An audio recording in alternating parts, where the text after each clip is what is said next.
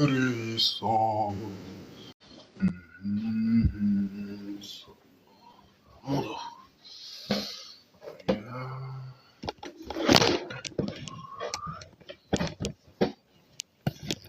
Béni soit celui qui, au nom de Ra, le ciel et la terre sont remplis de sa gloire. Ora, ora, ora, au plus haut des cieux.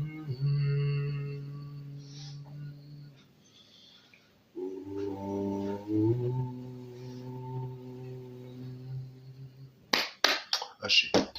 Bonjour à tous et à toutes. Nous sommes dans un nouveau live. On va parler des soins énergétiques. Je vais expliquer un peu la nature des soins énergétiques, leur mécanisme, leur fonctionnement. Et s'il y a des personnes qui veulent partager leurs expériences de soins énergétiques, que ce soit en tant que patient ou même en tant que pratiquant, j'ai tout oui. C'est toujours très intéressant d'échanger. Merci à toutes les personnes qui aiment le live, qui le partagent, qui le publient, qui s'abonnent et qui font des cadeaux. J'avais dit que j'ai commencé le live à midi, j'ai commencé vers midi 57, c'était un peu plus tard. Une nuit difficile, on va dire ça comme ça. Donc, naturellement, je vous invite à participer dans les commentaires, en partageant, en republiant le live, en faisant des cadeaux, en commentant, et surtout en tapotant. Donc, pour commencer de manière simple, les soins énergétiques sont une pratique qui est vieille comme le monde. Mais il faut déjà comprendre comment marche un soin énergétique, d'accord ? On tapote tout le monde, c'est important pour que le live soit vu. Naturellement, si quelqu'un veut monter entre-temps, vous pouvez le faire. Si quelqu'un veut monter, partager ses expériences, etc., je suis tout oui, naturellement. Ok, ça c'est fait. Voilà. Donc. Quand on parle de soins énergétiques, on parle de... Comment on va appeler ça ? On va parler tout simplement de la manipulation des flux vitaux. Okay ? Le soin énergétique consiste non pas en un soin physique classique, mais on va dire en une direction contrôlée des flux d'énergie. Il y a plusieurs écoles. Il y a plusieurs écoles qui traitent de ces techniques. D'accord ? Quand je parle d'école, je parle en vérité de manière d'appréhender cet art. Parce que le soin énergétique est un art.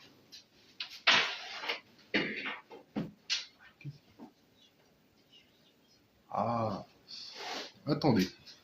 Je vais devoir faire un petit truc. Vu que ma compagne a besoin du bas. Bref. Du coup, pour préciser, pour expliquer, le soin énergétique, c'est-à-dire qu'on concentre de l'énergie pour pouvoir guérir le corps, l'âme, l'esprit, etc., etc. Le soin énergétique marche sur un principe simple. En tant qu'être humain, vous, moi, etc., on est des piles, littéralement sur pattes, des antennes qui captent et qui émettent de l'énergie. Ce qui veut dire que fondamentalement parlant, le soin énergétique est une technique qui vise en gros à diriger l'énergie pour la restructurer. Il faut savoir que malheureusement, quand on fait face à certaines maladies, certaines situations, les traitements médicaux classiques ne suffisent pas. Il y a des situations où la médecine conventionnelle est limitée. Parce qu'en vérité, la médecine conventionnelle va agir sur les principes de la matière directe. Ils vont être très doués pour comprendre des principes chimiques, les principes à la limite thermique, et musculaires, neuronaux, osseux, et on va dire tout ce qui va être de ces niveaux-là. Mais leur compétence n'est pas développée autant qu'on pourrait le croire, au niveau au-delà. Encore une fois, bonjour à tous et à toutes, merci beaucoup d'être présents et présentes dans ce live. N'hésitez pas à tapoter dans le live, à le partager, à le republier, à vous abonner et faire des cadeaux. Comme je le disais, le sujet d'aujourd'hui, c'est les soins énergétiques. Et bien sûr, j'invite tout le monde à participer dans ce live, que ce soit en commentant, en partageant, pourquoi pas en montant directement si vous en avez le besoin.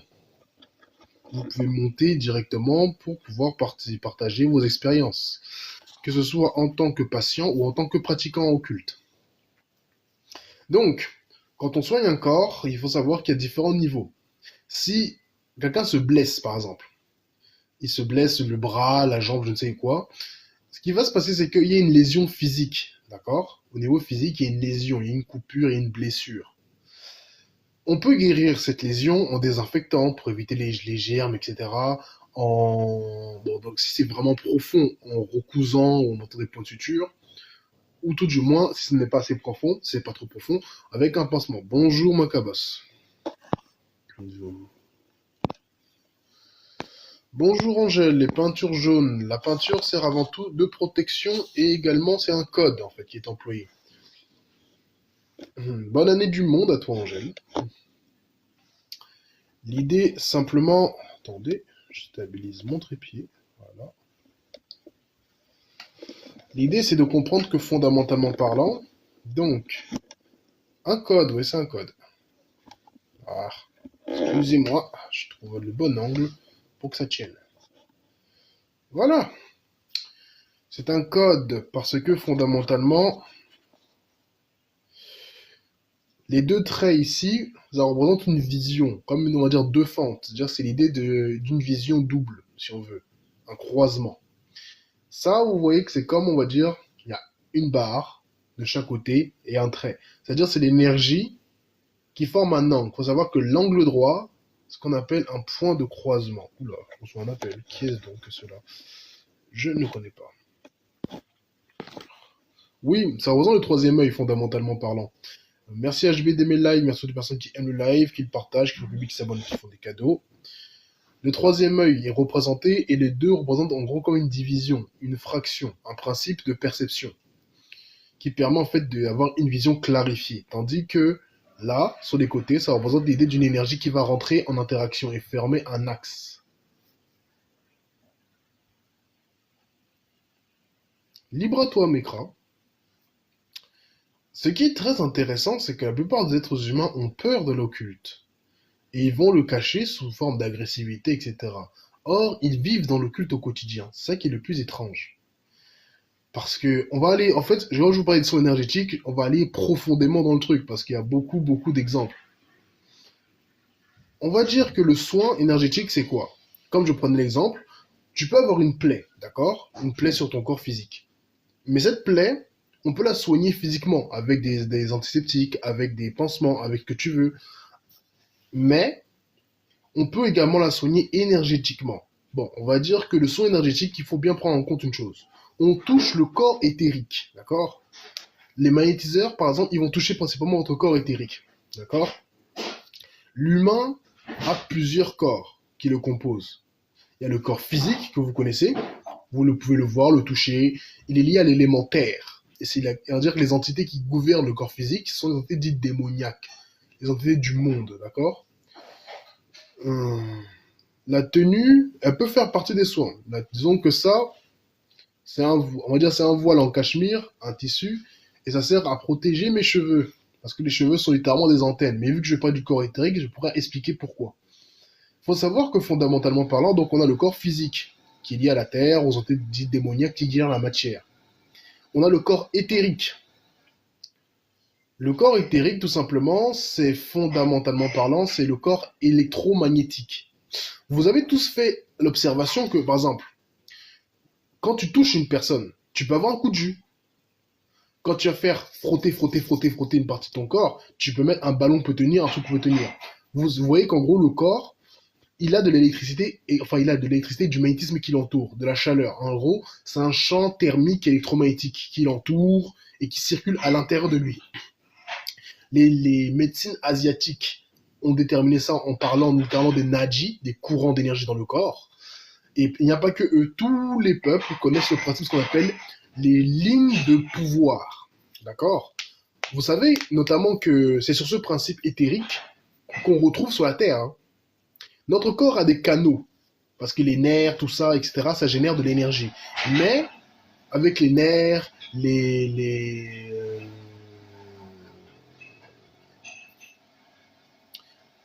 Pourquoi ces explications pour arriver à un but? Parce que, disons qu'il faut savoir une chose importante, c'est que dans l'enseignement occulte, on ne va pas simplement te dire ça, ça, ça, ça, ça. Il faut que tu comprennes quand on t'explique quelque chose, la mécanique profonde qui sous-tend une chose, d'accord? Donc, comment je vous fais une explication sur le champ éthérique, c'est pour que vous compreniez ce que je vais après aborder. Parce que si je pars de but en blanc pour vous parler du corps éthérique, enfin, pour parler du saut énergétique, il faut que vous compreniez l'origine du mécanisme. Mais l'idée, c'est quoi? L'idée, c'est vraiment de comprendre que la Terre, vous le voyez, elle a des courants électromagnétiques. C'est-à-dire que dans l'intérieur de la Terre, il y a littéralement des nappes phréatiques où l'eau circule. Il y a on va dire des chambres magmatiques. Il y a également, en gros, des mouvements de plaques. D'accord? Tout ça, ça crée toute une architecture intérieure. Naturellement, vous allez voir que ça crée... Les rivières, par exemple, sont accordées à certains déplacements internes dans la croûte terrestre. Ok? Les rivières, si vous les observez avec recul, vous allez vous rendre compte qu'on dirait littéralement des veines. Surtout si on regarde de haut. Des veines, en gros, un circuit vasculaire. Et quand tu regardes les arbres, chaque arbre, quand il pousse, est un point de croisement énergétique. C'est avec cette même logique de l'arbre, et aussi des montagnes, qui sont des points de concentration de force. Un volcan, c'est littéralement... Le volcan, en fait, que tu vois s'élever... Pourquoi ça, en fait je n'ai pas trop compris ce que tu veux dire, Angèle, mais il faut prendre le temps d'écouter le développement. C'est pas pour rien que je fais ça. Un volcan, vous voyez la forme en cône qu'il a, en vérité, c'est une spirale. Autrement dit, un vortex plutôt. C'est plusieurs points d'énergie qui se concentrent et qui s'élèvent. L'idée, c'est de comprendre que l'univers est fondé... Enfin, l'univers, déjà le monde physique que vous voyez là, il est fondé sur des courants qui circulent, d'accord? La Terre a ses courants.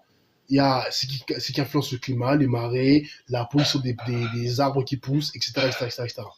Tous ces courants, on permet de comprendre qu'il y a tel type d'énergie qui circule, tel type d'énergie, en fait, telle intensité d'énergie, d'accord? Il faut vous dire aussi que, de la même manière qu'on trouve ça sur la Terre, on trouve ça dans le corps humain. Dans votre corps, votre respiration, elle va suivre des chemins. Quand vous développez ce qu'on appelle un état, on va dire, je parle de l'énergie. En fait, pour comprendre le mécanisme de l'énergétique, il faut avoir une vision globale. Il faut savoir qu'un occultiste de base, il est pluridisciplinaire. Pour être un bon occultiste, il faut avoir des connaissances de physique, de métaphysique, de chimie, d'astrologie, d'astronomie, d'histoire, assez important aussi, de biologie, etc., etc. Il faut en fait il faut vraiment une vision complète, parce que sinon tu peux pas comprendre tout ce que tu fais. Tu vas avoir une vision parcellaire sinon. Donc, quand on voit que sur la Terre, il y a différents courants d'énergie qui circulent en interne et qui façonnent sa topographie, les reliefs, etc., on va également comprendre que dans le corps humain, c'est la même chose. Vous voyez que, par exemple, les traits du visage de quelqu'un sont influencés par la circulation du sang au niveau du visage, par également les mouvements des nerfs, etc., etc. C'est comme, voilà pourquoi dans toutes les cultures, on vous parle du serpent. Quand vous regardez un serpent, c'est comme ça, vous voyez. Et quand tu regardes les courants, que ce soit les courants, on va dire, marins, aériens, les nappes phréatiques, les nappes magmatiques, tout ce que tu vois, c'est comme des formes, comme ça circule, c'est comme des serpents. Voilà pourquoi le serpent est un symbole de sagesse, universellement parlant. Parce qu'il représente un mouvement.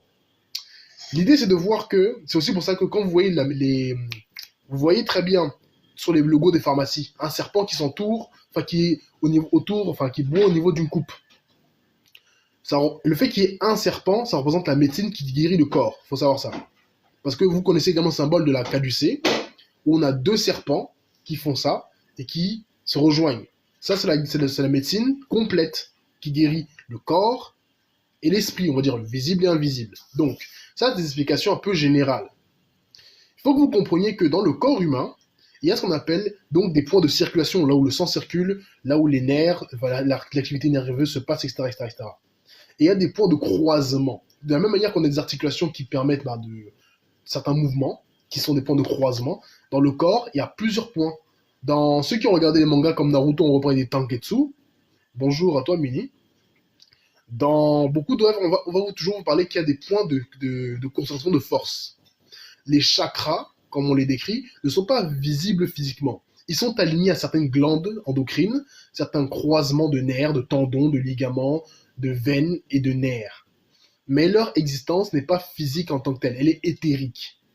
Parce que vous voyez bien que sans toucher une personne, tu peux sentir de la chaleur qui émane de son corps. Bah, c'est à partir de là qu'on parle du plan éthérique. C'est le plan de l'infrarouge, le plan des micro-ondes. Tout ce que, quand tu prends un micro-ondes, c'est quoi? C'est-à-dire que c'est des ondes qu'on bombarde dans une substance pour qu'elle chauffe. Bah, c'est un peu ça l'idée. L'idée, c'est de comprendre que tout ce qui va être le plan des fréquences, tout ce qui est électromagnétique, etc., c'est ce qu'on appelle le champ éthérique. C'est-à-dire que c'est proche de la chair, du visible, mais ce n'est pas visible, mais c'est perceptible. La gravité, c'est un champ éthérique, par exemple. Parce que fondamentalement, c'est du magnétisme. Attraction, et ça nous maintient. Il y a une force à la fois d'attraction et de répulsion. La Terre est en rotation, donc vous savez par exemple que quand une chose tourne, elle va avoir un effet d'attraction, elle va crisper les choses, elle va également repousser. Ça fait une sorte de tension. Et c'est-à-dire que cette rotation est liée également à l'activité géologique et au noyau terrestre. C'est-à-dire c'est un champ électromagnétique qui nous influence tout ce qui passe à travers nous tous. La Terre a ce champ. La Lune a ce champ. Comment on appelle ça? Les arbres aussi ont un champ. Par exemple, si tu prends une caméra thermique, tu vas voir que tu as un corps, et on va dire un peu autour, tu vas voir en gros la chaleur qui sort du corps, etc. Bonjour toi Elodie. Donc ça vous montre qu'il y a un champ qui n'est pas perceptible visuellement au préalable, et c'est de la physique et de la métaphysique, dans tous les cas. Ce champ, en fait, il est perceptible, d'accord? Mais il n'est pas visible au préalable. C'est-à-dire que c'est un champ d'énergie. De la même manière que l'électricité, tu ne la vois pas directement. Tu peux la voir sous forme d'arc électrique, sous forme de foudre, etc. Mais quand elle passe, tu ne la vois pas. Elle est pourtant là, tout autour de toi. Le son, tu ne le vois pas, tu l'entends, mais il est une onde qui se propage. Le téléphone, par exemple, que vous utilisez, il bombarde des environnements d'ondes qui circulent. Vous ne les voyez pas, mais elles transportent de l'information, connectent différents appareils, et c'est-à-dire qu'elles sont influencées par l'électricité. Donc, toute cette explication pour vous faire comprendre que la Terre a un champ électromagnétique, les minéraux ont un champ électromagnétique. Voilà pourquoi la lithothérapie marche. Tu as des pierres avec un champ électromagnétique.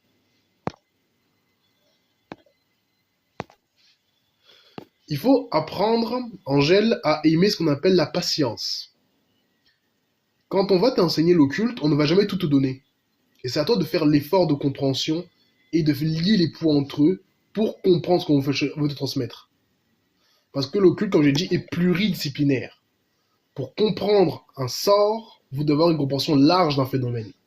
Il ne faut pas avoir une compréhension physique, il faut avoir une compréhension plus profonde. Bref. Donc le corps, en lui-même, possède des éléments qui lui donnent en gros un support au champ. Ce champ peut être manipulé. L'être humain peut manipuler son propre champ électromagnétique, d'accord? Il y a des exercices qui mettent le corps physique dans certains états. Bonjour à toi, Pichoulot. Certains états donc favorisent. C'est pas de la philosophie. Ça, je rappelle tout de suite, on peut voir ça comme de la philosophie, mais c'est tout à fait pratique. L'exemple que je donne ici vous permet justement de vous-même, vous pouvez faire vos recherches très simplement. Quand je vous dis que tu prends une caméra thermique et que tu vas observer un corps, tu vas voir que de la chaleur se dégage d'un objet.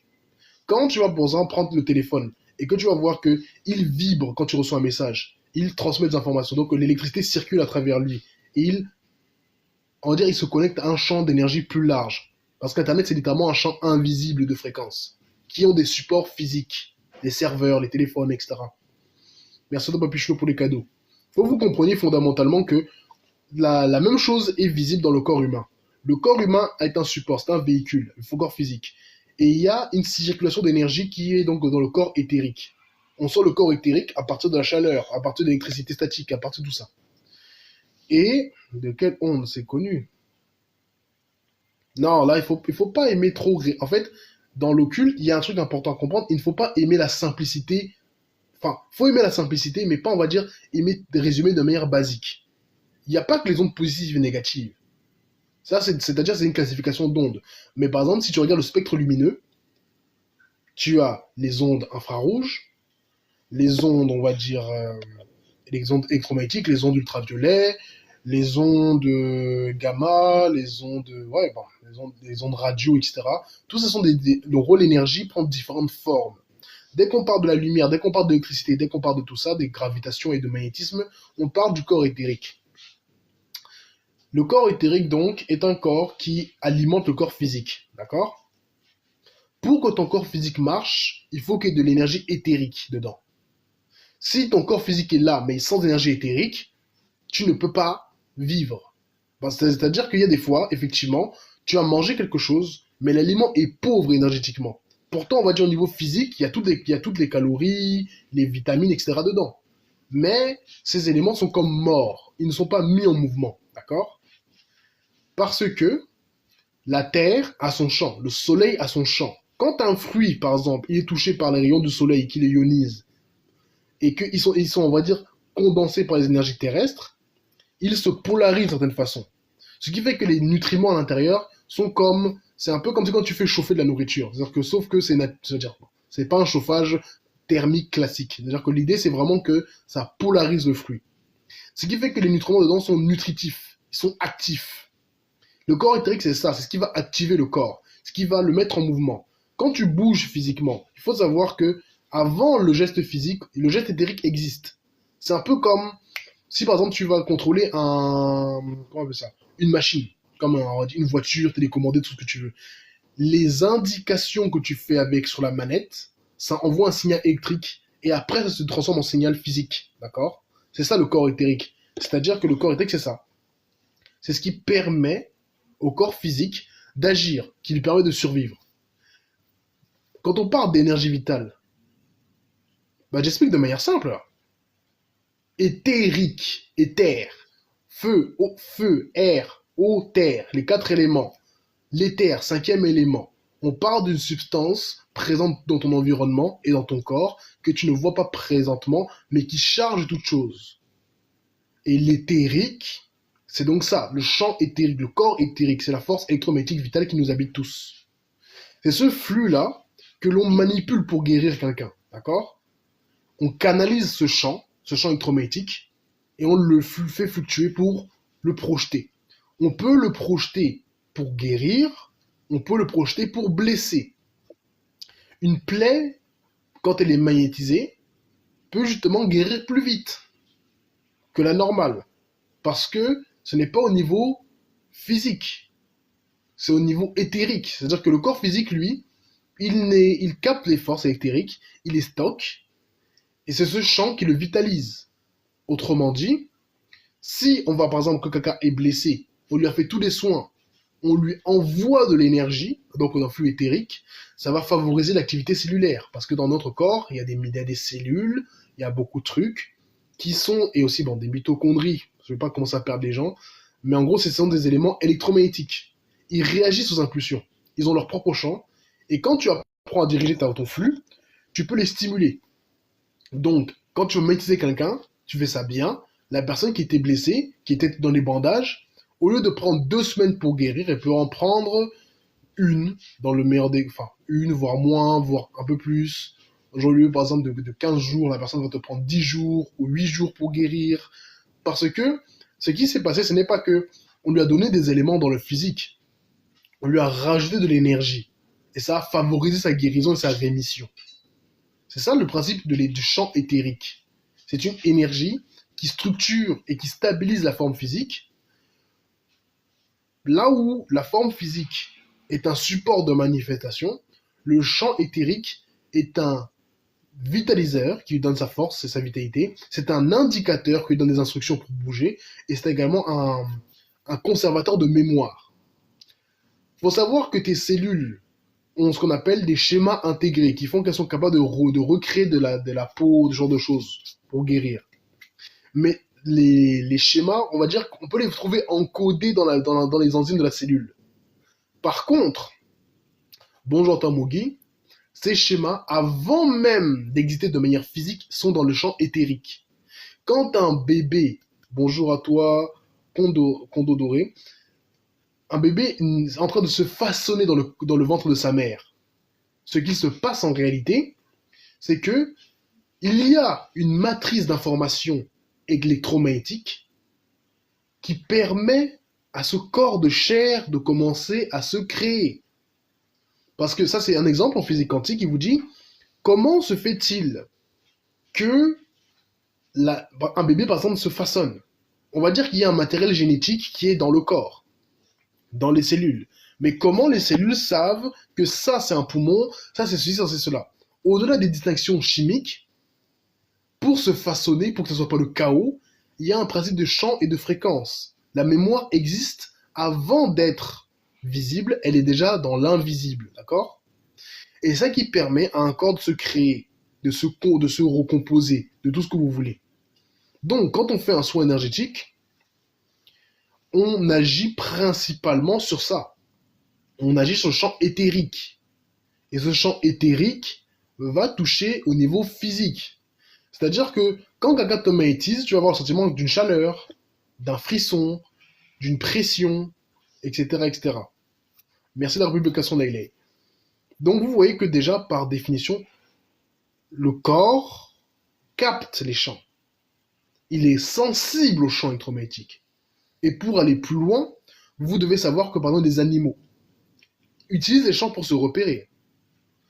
Si on prend l'exemple des chats, vous connaissez tous les chats, parce que pour du contraire, ils ont des vibrisses, que vous voyez, qu'on appelle moustaches. Ces poils-là, un peu rigides, leur permettent de capter les champs électromagnétiques ambiants. Tu veux monter là, faut me dire, je te ferai monter. Et ces champs, en fait, lui permettent de se repérer. Il ne se repère pas qu'à l'odorat, ni à la vue, ni à l'ouïe, ou à la lumière. C'est avec une partie du toucher qui va capter les champs et les fréquences. On s'étonne de voir que les animaux sont très sensibles, littéralement, à leur environnement et aux autres, mais parce qu'ils ne se fondent pas uniquement sur les récepteurs physiques. Pas de souci, là. Donc, l'idée c'est bien comprendre que le corps éthérique est tout à fait explicable. Vraiment, c'est même le corps le plus facile à expliquer, le corps invisible le plus facile à expliquer, pratiquement. Parce que on est au contact avec lui tous les jours. Et on le ressent tous les jours. En tout cas, encore une fois, bonjour à tous et à toutes. Merci beaucoup d'être présents sur live. Merci beaucoup de partager le live, de le republier. Merci à toutes les personnes qui le font. Merci aux personnes qui s'abonnent, qui font des cadeaux. Merci aux personnes qui également commentent dans le respect et la pertinence et qui tapotent un maximum le live. Le sujet d'aujourd'hui, c'est les soins énergétiques. Et donc, je vous invite, si vous le désirez, à partager vos expériences en tant que patient qui a vécu ça, en tant que pratiquant qui exerce cela. Si vous voulez monter, vous faites-le moi savoir en commentaire, je le ferai. Merci pour le cadeau, Laylay. Et donc, je poursuis mon explication, parce que là, je vous ai un peu donné le cadre, la structure pour comprendre quand on parle du corps éthérique. Là, vous comprenez que le corps éthérique, c'est un champ électromagnétique, ce qu'on appelle un champ morphologique, c'est-à-dire que il code en lui-même la mémoire des choses pour qu'elles puissent exister physiquement. C'est également lui qui donne l'impulsion vitale et ce qui va donner la capacité de se diriger et d'agir. Voilà pourquoi on va dire que ce corps est visible et agit avant le corps visible. Enfin, je m'explique plus simplement. Le corps physique va exécuter les commandes du corps éthérique. On peut percevoir le corps éthérique à partir du moment où on va parler de tout ce qui va être les champs électromagnétiques. À partir du moment où on va parler de la lumière, on va parler du magnétisme, on va parler du son. On parle en vérité d'un champ vibratoire électromagnétique. Et le corps éthérique vous donne de la force. Le corps éthérique vous donne des informations. Le corps éthérique vous donne des instructions. Quand on comprend ça, on comprend également certaines choses. Les églises, les mosquées, les temples, quelle que soit la culture, universellement, se basent sur l'idée selon laquelle il y a dans la Terre des points énergétiques plus forts que d'autres. Et en construisant sur ces points, avec des matériaux particuliers, avec des formes géométriques particulières, on peut se servir du mouvement naturel de ces énergies invisibles pour leur donner une consistance et une direction. Pour créer une caisse de résonance, d'accord? C'est ça qu'on appelle le principe de l'éther. Salut à toi, Massia. Donc, éther, d'ailleurs, quand vous entendez éther, éclair. Voilà pourquoi l'éther, le champ éthérique a un grand lien avec l'électricité et la foudre. D'ailleurs, même quand on regarde l'histoire de ceux qui connaissent, je vais poser une question simple. Est-ce que vous connaissez l'histoire du docteur de Frankenstein? La créature de Frankenstein. Est-ce que vous connaissez? Parce que c'est toujours bon de demander, parce que des fois on part du principe qu'une chose est acquise, mais ça n'est pas forcément. Si quelqu'un peut me répondre en commentaire, ça serait très apprécié.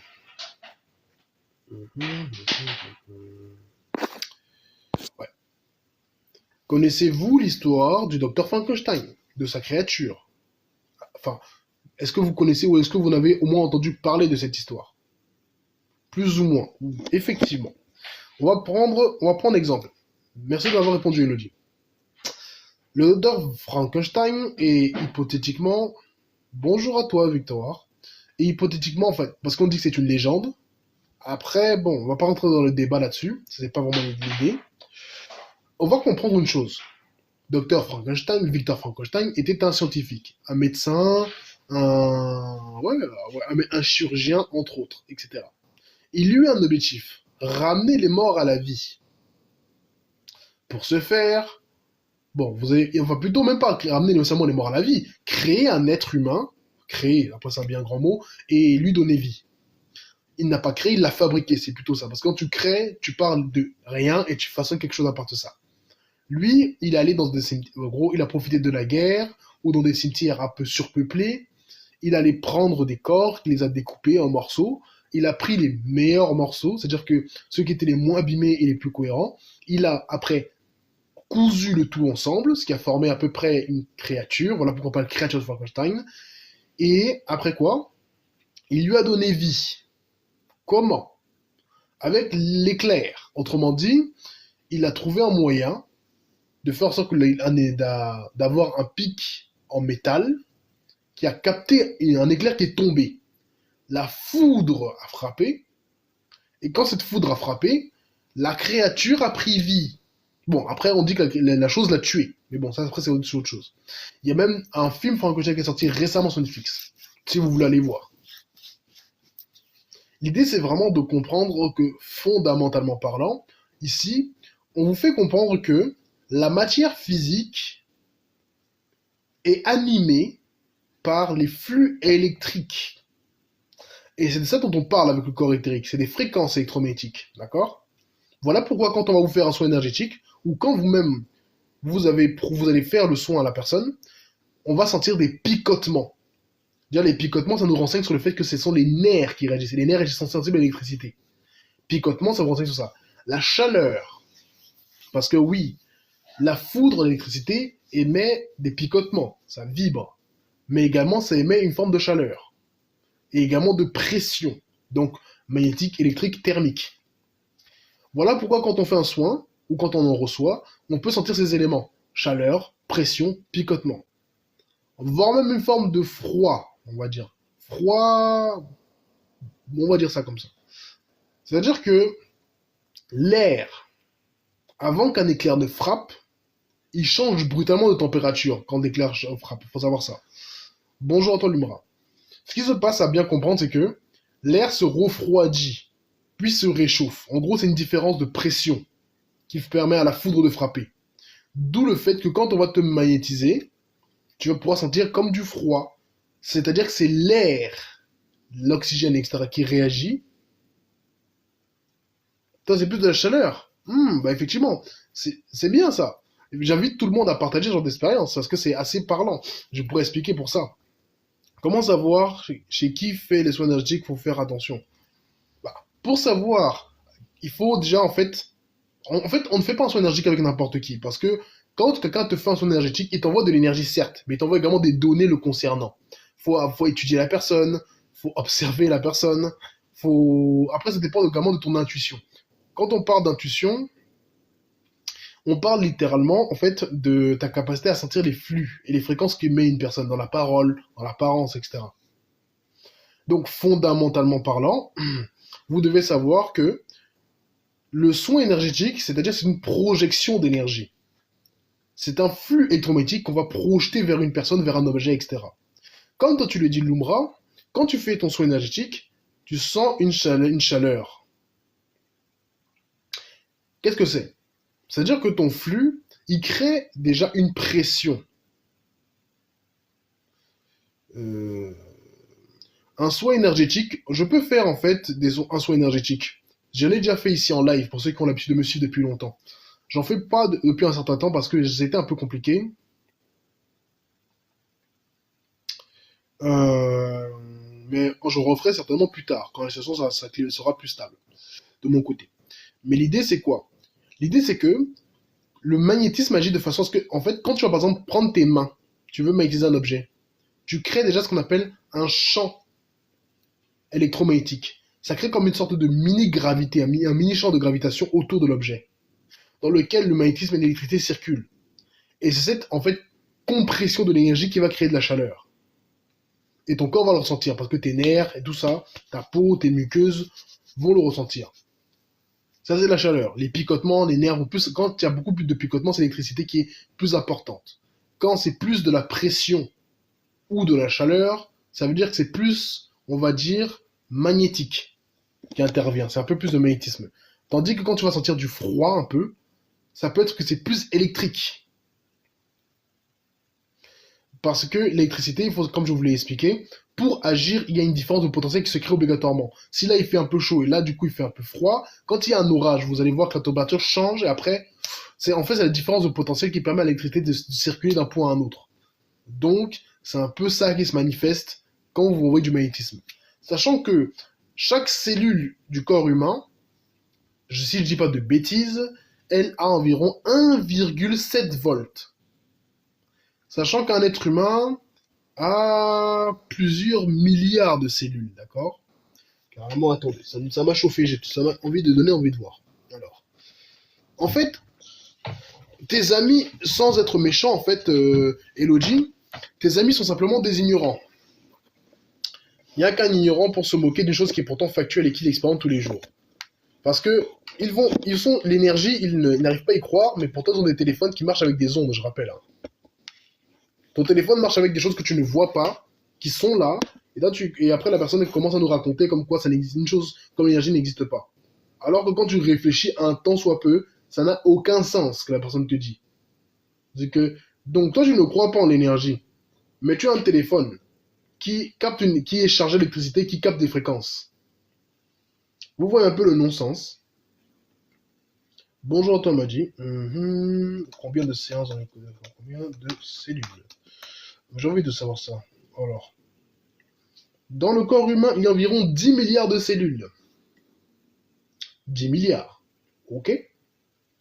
On va faire un petit truc pour ça. Non.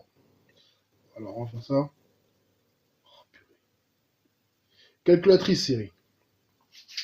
On va faire un petit calcul.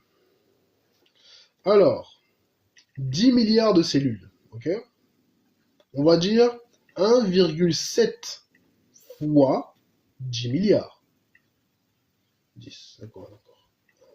2, 3, 4, 5, 6, 7, 8, 9. Ok. Alors, 1,7 volts par cellule, on est d'accord. Multiplié par 10 milliards. Ça fait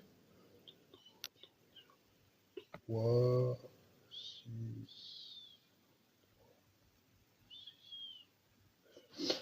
En gros, ça veut dire que si on ne dit pas de conneries, dans un corps humain, il y a environ 17 milliards de volts. Je sais pas si vous vous rendez compte. Dans un corps humain, il y a à peu près 17 milliards de volts. Alors, on va voir un truc tout simple. Alors, je vais vous dire, on va faire un truc tout simple. Alors, vous avez bien entendu. Donc, alors, on va regarder ça simplement.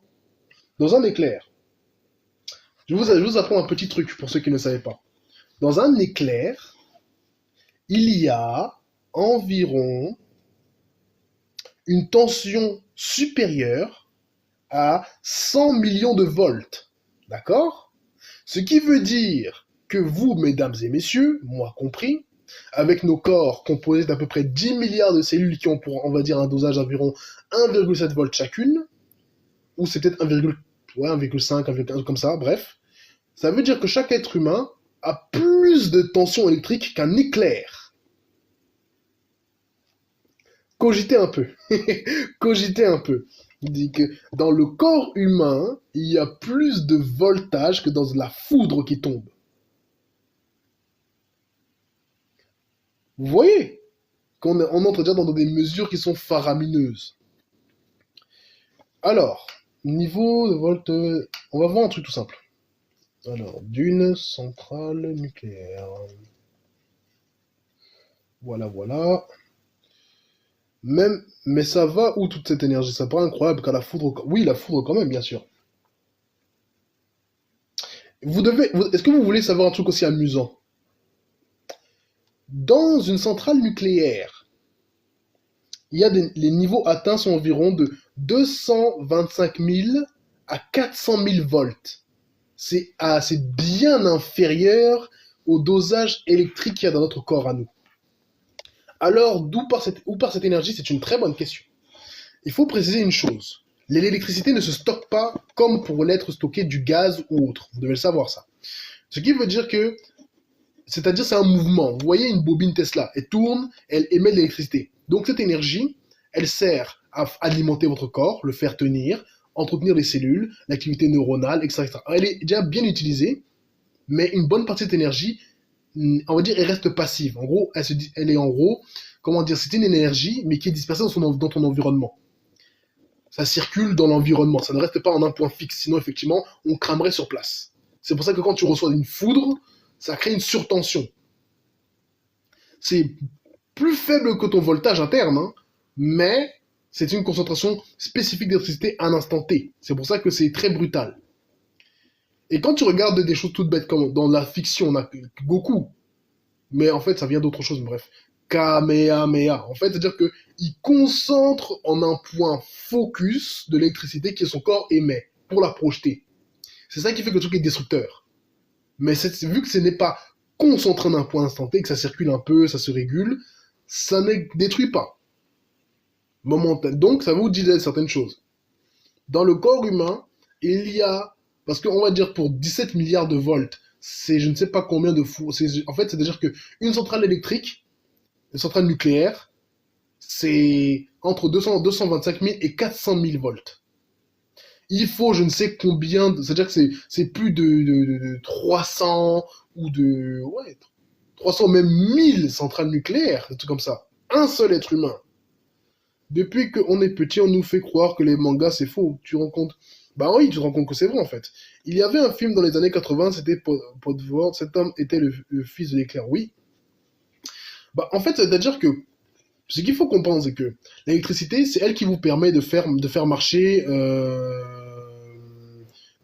littéralement votre ordinateur. Mon ordinateur marche avec l'électricité, le téléphone marche avec l'électricité. Le fait que je puisse faire ce geste-là, c'est-à-dire que là, c'est des milliers d'informations qui circulent via mes nerfs, via mes synapses, via mes neurones, dans mes muscles, pour les faire bouger. C'est des influx électriques. Pour te répondre en toute sincérité, Massia, il est théoriquement possible de le faire. Théoriquement, tous les pouvoirs surnaturels sont possibles avec l'énergie qu'on a à disposition. Par contre, il y a 3 principaux problèmes qu'on va rencontrer. 1. La capacité de canaliser cette énergie. 2. Le fait de pouvoir supporter ce voltage. Parce que, comme je l'ai dit, c'est une énergie qui circule, qui n'est pas fixe à un endroit précis, en fait. Ce qui veut dire que le but, ce serait déjà de la canaliser, mais de supporter ce courant. Parce que, comme dans un câble électrique, salut à toi Julie, si la tension électrique est trop forte, le câble va fondre, ou va même parfois exploser, ou s'enflammer. C'est-à-dire que c'est un peu la même chose. On fait circuler cette énergie, elle circule, elle se déplace, etc. Mais le problème qui se pose, c'est il faut pouvoir canaliser l'énergie, mais que le corps supporte cette tension. Ça, c'est un truc important. Deuxièmement, c'est parce qu'il faut aussi, enfin, ça c'est donc canaliser, on va dire supporter, et ressentir la souffrance des animaux, sauver des êtres grâce à cette énergie. Oui, bah oui, parce que le flux électromagnétique, c'est-à-dire c'est lui qui fait qu'en gros on a les réactions nerveuses, musculaires, etc. Donc oui, l'électricité transmet de l'information. Donc fondamentalement, il faudrait déjà pouvoir gérer le débit, canaliser cette énergie, et surtout, on va dire, dernier point, il faudrait en fait trouver le plus technique, un moyen de canaliser ça, mais surtout avec des techniques, des arts qui permettraient en fait de structurer tout ça. L'électricité est volatile, faut savoir ça. Si elle n'est pas mise dans un cadre particulier pour se déplacer, cette énergie, elle va en fait, elle va pas pouvoir se condenser. Pour que votre machine marche, il y a un circuit qui dirige l'électricité. D'accord? Or, si on n'a pas de circuit, on ne peut pas en fait faire que cette énergie soit concentrée. Sinon, elle reste volatile et éparse. Donc, il nous faut un circuit. Il faut que le corps puisse supporter cette tension. Et il faut également, tout simplement, pouvoir en gros la manipuler. Les arts comme le tai chi, comme le vaudou, comme la prière, etc., c'est des méthodes qui, par des paroles, par des états de transe, par certains gestes, on canalise ce flux et on le dirige. Mais pour parvenir à des niveaux comme le Kamehameha ou autre, il faudrait en gros réussir à diriger beaucoup plus d'énergie.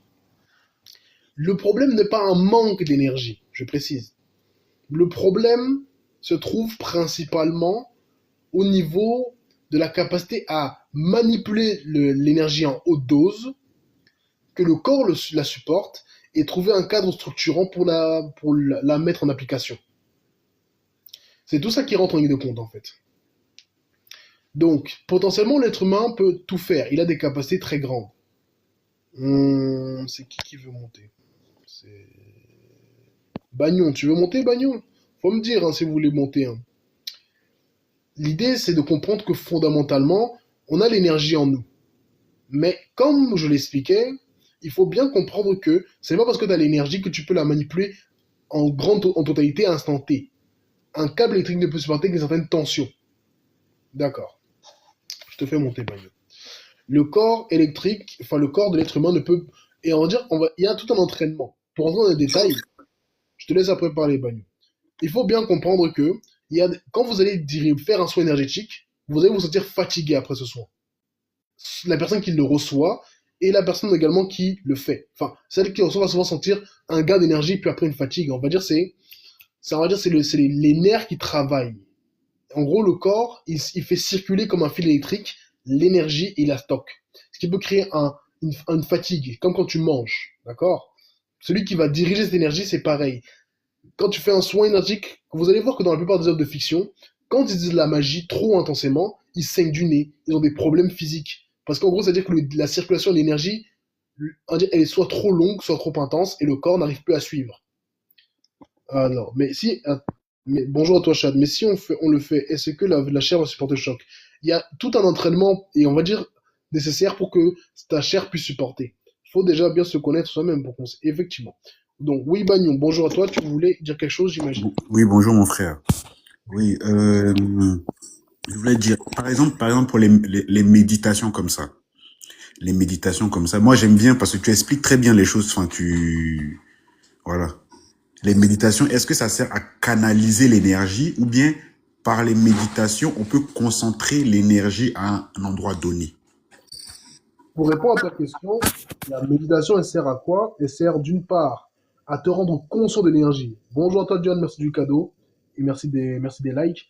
En fait, il faut que tu comprennes bien déjà que quand tu médites, tu vas faire descendre ton activité neuronale, cardiaque, et donc ton corps va entrer dans un état qui le rend réceptif à ses propres courants et au courant de tout ce qui l'entoure. Ça, c'est un premier point. Secondo, ça veut dire que ça te permet de conscientiser l'énergie, tu conscientises tes pensées, tes émotions et même ton activité physique. Quand on médite profondément, on peut sentir le sang circuler dans ses veines, par exemple. On peut entendre son cœur battre. On peut sentir l'activité de l'intestin, etc. Parce que moi, c'est ce que j'expérimente. On peut même sentir la moelle osseuse dans les os. C'est un peu particulier à décrire. Donc la méditation te permet de conscientiser le phénomène en mettant le corps dans un état adéquat, mais ça te permet également de canaliser l'énergie. Quand tu médites et que tu visualises d'une certaine façon, tu peux absorber les courants éthériques ambiants. Donc tu peux te recharger. Et ça te permet également, si tu mets ton attention sur une partie de ton corps, tu peux focus l'énergie en un point donné. Donc ça te permet de canaliser, de concentrer, d'accumuler aussi. et de conscientiser. Ça permet ces trois éléments-là. J'espère que ça répond à ta question. Oui, oui, ça répond très bien à ma question. Ok. Non, franchement, merci, merci. Plaisir, Brian. Oui. Et qu'est-ce que je Mhm. voulais demander par exemple? Est-ce que ça te permet aussi d'améliorer, par exemple, ça permet d'équilibrer, on va dire, comment on appelle ça? Les quatre éléments qui sont en toi, tu vois. D'équilibrer les éléments. Oui, oui, oui. Parce Parce que, qu'en fait, oui, oui. vas-y, vas-y. Parce que, par exemple, si quelqu'un qui a un déséquilibre par exemple, son feu est plus haut que son eau, etc., est-ce que ça permet d'équilibrer tous ces éléments-là? Fondamentalement, oui, parce que ça va te permettre, en gros, par le souffle, tu incorpores de l'air. Par la stabilité de ton corps, tu te lies à la terre. Par le focus de ton esprit, les vibrations, tu actives la glande péniale, la lumière, tout ça, la réception à ce genre d'énergie, donc le feu. Et l'eau, c'est tout. Quand tu prends conscience de ton corps et que tu sens des mouvements intérieurs, c'est l'eau. Donc en gros, fondamentalement, tu travailles en fait avec les quatre éléments. Ça te permet de te stabiliser entre eux et ça te permet de savoir où est le problème. Donc oui, c'est très utile. Merci beaucoup. Au plaisir, Banya. Mm. L'idée, c'est vraiment de comprendre que, par exemple, si vous êtes chaud, si vous voulez, on peut faire un exercice ensemble pour que vous ayez de la pratique. Parce que c'est bien de parler, c'est bien la théorie, mais c'est mieux la pratique. Donc, si vous vous sentez déter, dites-le moi en commentaire. On peut faire un exercice ensemble, guidé. Je vous fais une petite méditation guidée pour vous apprendre le mécanisme. Là, attendez, ça fait pas longtemps qu'on est en live. Là, il est 13h48, bientôt 50. Ah, ton smiley s'affiche pas le bras. Ton emoji en tout cas. On va prendre peut-être 10 minutes. Et en 10 minutes, on va programmer le corps et l'esprit. Ah, c'est une empreinte digitale. D'accord, ok. En tout cas, faites-le moi savoir, hein. Je pourrais faire des sondages aussi, hein, tout simplement. Carrément, ça me fait. Oui, bah dis. Oui, tu vois, par exemple, moi, quand je fais mes méditations, par exemple, avec je mets les éléments à côté, tout ça, on va dire devant mon hôtel. J'arrive, on va dire, arrivé un moment, c'est comme si je sentais pas mon corps, je sais pas comme si c'était léger façon là. Hmm. Et j'arrive avec mon truc de vision, enfin mon don de vision, clairvoyance, si on peut dire ça comme ça, on va dire quand j'observe la bougie avec la flamme. C'est comme si après, quand tu fermes les yeux, t'as ce truc-là qui revient en fait. Ça améliore ta voyance. Je sais pas comment t'expliquer. Hmm. Ah, Tu je vois vois. ce que tu veux dire. Ça améliore ta voyance, tu vois. Et je m'entraîne dessus. En même temps, je m'entraîne. Mais après, c'est comme si à la fin, c'est comme si t'es apaisé, t'es Hmm. souple en fait, t'es léger. Oui, oui. En fait, ça, ce que tu expérimentes, tu vois, c'est que la conscience n'est pas locale. En fait, quand je dis ça, il faut bien comprendre une chose.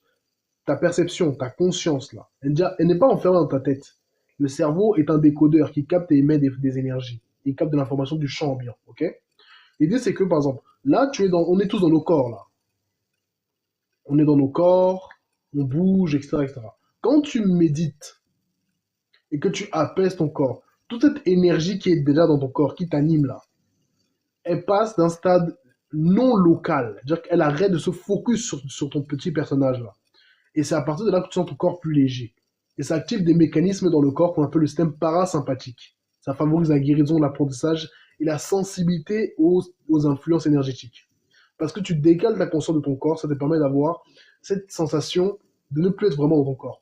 Pour te dire une chose, moi personnellement, la plupart du temps, je ne vis pas vraiment dans mon corps. C'est comme si j'avais un rapport. Je sens mon corps, je suis dedans, hein. Je ressens, mais je sais que, enfin, je ressens vraiment qu'il y a comme une distance. Autrement dit, quand par exemple je vais avoir une douleur, bien sûr, comme tout le monde, je vais avoir mal, mais je vais pouvoir analyser la douleur de manière comme froide. Dire que, ok, tel endroit a mal, ça fait tel type de douleur, etc., etc., etc. Tout ça là, c'est des indicateurs. Parce que quand ta conscience n'est pas limitée dans l'incarnation, quand tu pratiques régulièrement la méditation, ça développe en toi un état de fréquence cérébrale qui est vers le θ. Θ, c'est la fréquence proche des rêves. C'est-à-dire que ça te met dans un état, en fait, de dissociation volontaire. Ça n'est pas en gros de la, comment on appelle ça, de la paraphrénie ou de la schizophrénie ou je ne sais quoi d'autre, des éléments psychotiques comme en psychiatrie.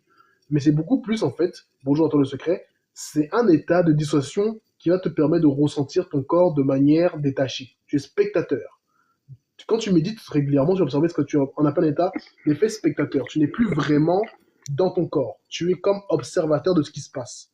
Et c'est cet état, en fait, c'est l'état, quand tu médites profondément, observateur, qui va te permettre, bonjour à toi levé, d'accéder à un niveau de conscience supérieur. Theta, oui, en fait, Theta, on va dire, c'est l'état de fréquence lié au rêve. Donc, autrement dit, oui, je fais du vaudou, pour répondre à la question de David. L'idée, c'est de comprendre que la dissociation va te permettre de pouvoir avoir un recul et de pouvoir commencer à gérer tes fonctions biologiques avec conscience. Par exemple, si tu travailles bien ça, tu peux mettre ta conscience sur un organe. Imaginons, tu veux faire battre ton cœur plus vite. Ça demande un peu de concentration. Tu mets dans cet état, tu ne bouges pas, tu es calme, donc ton cœur n'a pas de raison de battre plus fort. Et juste, tu vas mettre ton attention dessus, et tu vas mettre cette attention que ça batte plus vite. Vous pouvez faire le test. Le cœur va se mettre à battre plus vite. Parce qu'en vérité, ta conscience, c'est de l'énergie, c'est un flux électromagnétique. Et le fait que tu te mettes en dissociation, ça fait que tu manipules tu n'es plus vraiment comme, c'est un peu comme si tu étais un pilote de voiture, mais au lieu d'être à pleine vitesse avec l'effet tunnel qui t'empêche de voir sur les côtés, tu te mettais vraiment en retrait, tu roulais plus doucement, et ça te permettait de pouvoir faire certaines manœuvres, d'accord? C'est ça qui se passe quand tu es dans un état de transe profonde. C'est pour ça que dans toutes les disciplines, on va toujours vous dire qu'il faut que le corps soit calme. Il faut la maîtrise du corps. Si le corps n'est pas détendu, tu ne pourras pas faire de magie. Parce que c'est-à-dire que tu seras dans ce qu'on appelle le système sympathique. Tu vas être dans la réponse à un stimuli extérieur. Et tu vas pas être en gros tu vas être toujours dans la réaction. Tu vas pas être en gros dans la compréhension. Tu n'es pas dans l'action. Tu es dans ce qu'on appelle la réaction. Si tu as une douleur, tu y réagis. Si quelqu'un t'insulte, tu es dans la réaction pure et simple. Tu n'es pas dans un état en fait de recul. Ça ne veut pas dire que tu dois devenir une plante verte au sens où tu ne dois plus du tout interagir, mais qu'en gros tu dois développer un recul. C'est ça qui te permet en fait de manipuler ton corps. Dans tous les arts, que ce soit dans le soufisme islamique, dans la gnose chrétienne, dans la kabbale juive, de tous ces domaines ésotériques là, dans le bouddhisme, notamment même le bouddhisme, le Vajra Yoga, le bouddhisme tibétain, même le bouddhisme japonais, le shintoïsme, le vaudou, le mvet, le kikongo, le mbweri, les transes chamaniques, tous partent d'un même principe. Nous sommes environnés d'énergie et nous en sommes habités. Mais pour manipuler ces énergies, il faut devenir, on va dire, comme une pierre, et comme un cristal. Autrement dit, il faut devenir stable tout en laissant passer le flux à travers nous. D'où le fait qu'on va te demander de poser ton corps. En le posant, ton corps va ralentir cérébralement, cardiaquement, etc. Et ça va te permettre non seulement d'être stable et de pouvoir commencer à ressentir ton énergie à l'intérieur de toi et à l'extérieur. Et de là, on pourra aller plus haut en manipulant les flux éthériques. Parce qu'après, tu peux te concentrer sur le fait de ta respiration. Quand tu médites intensément, tu diriges ton souffle. Par exemple, moi, si je veux, je respire. Je sens dans ma colonne vertébrale en partant de l'apex, la dernière vertèbre cervicale, jusqu'en descendant tout le long de la colonne vertébrale du coccyx. Je sens ma moelle épinière. Parce que c'est un apprentissage. Le corps a tellement eu l'habitude, depuis 14 ans quand même, de respirer, d'entrer dans un thème sympathique, d'être sensible à lui-même et à son environnement, en conscience, que par la volonté, je dirige mon souffle et je sens sa circulation parce que l'air va partout dans le corps. Mais ça me permet de ressentir les pourtours de mes os, les pourtours de ma moelle épinière, etc. et les mouvements qu'il y a à l'intérieur. C'est quand tu as cet état en fait de dissociation, c'est pour ça qu'on dit des fois l'esprit de Dieu planait au-dessus des eaux. Le corps est comparable à cette eau placide, passive, mais réceptive. Et le souffle au-dessus des eaux, c'est le champ éthérique, c'est la volonté. C'est cette respiration-là que tu diriges dans le corps. Et c'est avec ça qu'après tu peux manipuler l'énergie et faire des choses avec. Après, il y a d'autres choses. Il y a la disposition du cœur à avoir, il y a la visualisation claire, il y a la conscience de l'aura, l'utilisation pratique de l'imaginaire, et après les gestes et paroles qui servent d'encodage dans la réalité. Parce que le soin énergétique, la magie, c'est fondamentalement un code dans lequel l'être humain devient un support, le corps humain devient un laboratoire, et ce laboratoire te permet de faire des choses, et te permet de canaliser les énergies, de les faire circuler, de les diriger. Le souffle devient le principal vecteur. C'est-à-dire que quand tu es par exemple dans une forge, parce que c'est aussi pour ça qu'on dit que l'être humain c'est un atelier, c'est une forge, son corps en tout cas, quand tu prends le soufflet, ça varie l'intensité du feu dans la forge. C'est un peu ça que ton souffle vient faire. Il fait varier l'intensité d'énergie qui circule dans ton corps, l'intensité de telle chose. Là où le corps physique sert de contenant et de structurateur. De la même manière, le cœur va amener la vibration. Il va amener le chant. Quand ça te pèse levé. De toute façon, c'est ce que toi tu parles, là aussi la respiration et la mutation. Le cœur sert d'ouvrir, en fait, de vibration. Quand par exemple quelqu'un se fait mal devant toi, le cœur a des neurones, pour ceux qui ne savent pas, ce qui veut dire que tu peux ressentir littéralement la douleur des gens. Il y a des neurones miroirs. L'empathie, ça vient de là en bonne partie. Quelqu'un se fait mal devant toi, t'as mal. C'est pas cérébral, c'est cardiaque. Le cœur va ressentir, parce que le cœur, il est sensible aux vibrations et aux ondes. Il en émet constamment, il a son propre rythme, qui est calibré au rythme terrestre, et on va dire au mouvement général. Ce qui fait que quand quelqu'un s'approche de toi avec des intentions bizarres, tu vas d'abord sentir au niveau du cœur. Parce que c'est lui qui va capter et qui va émettre les champs électromagnétiques en les déployant. C'est-à-dire que le cœur, lui, va servir en gros dans la forge, tu as la forge en elle-même, le corps physique, tu as le soufflet qui gère les flammes et l'intensité, la chaleur, tout ça, le souffle, la volonté, le ventre, tu as après le marteau. Avec le marteau, tu tapes, on est d'accord. Tu tapes, tu tapes. Tu mets un rythme, le cœur met le rythme. Il définit le type de fréquence, l'intensité, ce qui va avec. Et c'est également lui qui te permet de te connecter à ton environnement et de sentir en profondeur les choses, en toi et autour de toi. Après, l'esprit, le mental, le cerveau, par la visualisation claire, c'est un peu le moule. Pour forger une épée, une pioche, un bijou, tu as besoin d'un moule, tu as besoin de ça. Et ça ton cerveau, il capte des images. L'inconscient parle par image. Quand tu commences à bien visualiser, sans qu'il y ait d'impureté, c'est-à-dire que tu peux visualiser une pomme, et cette pomme ne t'apparaît pas ne t'apparaît pas en fait comme floue, elle est claire. Ça fait que le moule est stabilisé. Le cerveau, il capte les champs électromagnétiques, mais surtout électriques et lumineux, notamment par la glande pinéale. Et c'est ça, la lumière intérieure. C'est cette perception du flux que tu diriges et que tu formes. Et c'est en lui donnant cette forme précise qu'après vont rentrer d'autres éléments en ligne de compte. On va dire qu'il y a l'aura. L'aura, c'est littéralement l'ensemble des énergies qui circulent dans ton corps et autour de toi, qui forment ton aura personnelle, ton propre champ de gravitation. Quand le corps est dans le bon état, que l'intention est alignée avec le souffle, que le cœur est dans un état de disponibilité et de fréquence favorable, que l'esprit visualise avec clarté et qu'il est focus, comme l'œil de Shiva qui envoie un laser. C'est pour ça que vous allez voir que les yeux de Superman envoient des lasers. C'est-à-dire qu'on vous représente l'idée que la pensée est tellement focus qu'elle canalise l'électricité et la lumière pour envoyer un rayon compact. Quand tu fais tout ça, tu vas commencer à sentir ce qu'on appelle ton champ de vide. Parce que le vide est plein. Et ce vide, tu le conscientises. C'est par ce vide, après, que tu vas pouvoir sentir comme un revêtement autour de ton corps. Et même à l'intérieur de ton corps, sentir de l'énergie. C'est l'aura. C'est ce qui va en gros faire que ton énergie ne va pas s'éparpiller partout. Ce flux-là, c'est grâce à lui que le moule que tu as formé par ta pensée, la vibration que tu as définie par ton cœur, la concentration d'intensité définie par ton souffle et le calme de ton corps vont se condenser en un seul mouvement. Donc, si tu diriges ton attention au niveau de ton point, tu englobes ton point d'aura, tu pourras sentir comment on appelle ça? C'est comme un liquide qui entoure un liquide subtil. À l'intérieur, ça circule et un peu à l'extérieur aussi.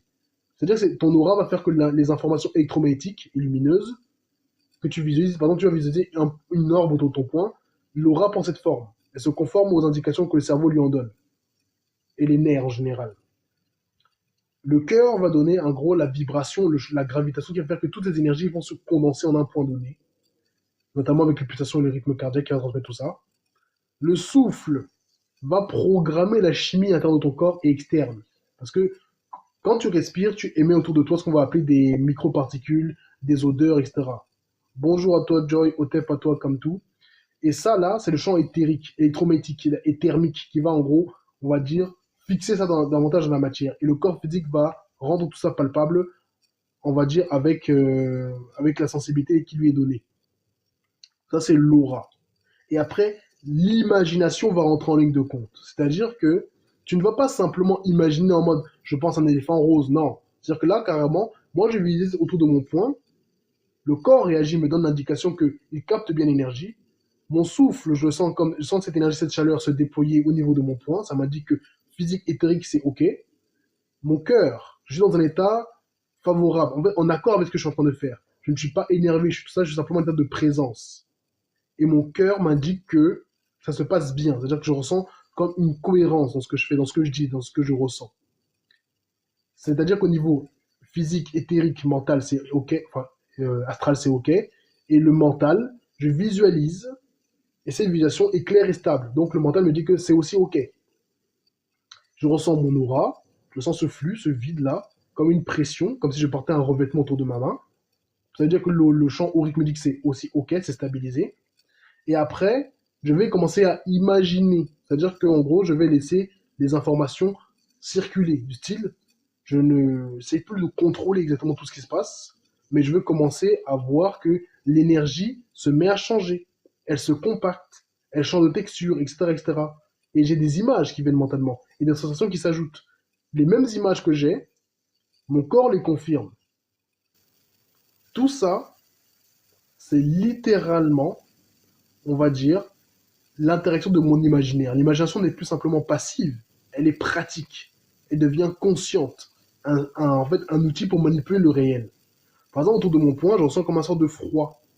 Et comme je vous l'ai expliqué tout à l'heure, le froid, c'est quand le champ électrique fait une différence de potentiel, une différence qui permet en gros que ça circule. Avant un éclair, il fait un peu plus frais, enfin, il fait un peu plus frais d'abord. Et après, tout ça, je peux après le stabiliser avec un mot, avec un geste qui va servir d'encodage dans la réalité. Tout ça, en gros, c'est une mécanique qui permet de comprendre comment le corps, l'âme, la volonté, le cœur, la sensibilité, l'esprit, la pensée, la présence, l'aura, le champ d'énergie, l'imaginaire et la réalité interagissent. Quand tu respectes bien ce processus, que tu te connectes à l'énergie ambiante autant que ton énergie personnelle, là, tu deviens capable d'utiliser ces forces et en faire quelque chose de concret. C'est toute une méthodologie qui s'apprend et qui se travaille. Et avec le temps, ça devient des automatismes. En tout cas, j'espère que tout ce que j'ai dit là, c'est assez clair pour vous tous et vous toutes. Hein. Que je n'ai pas perdu les gens.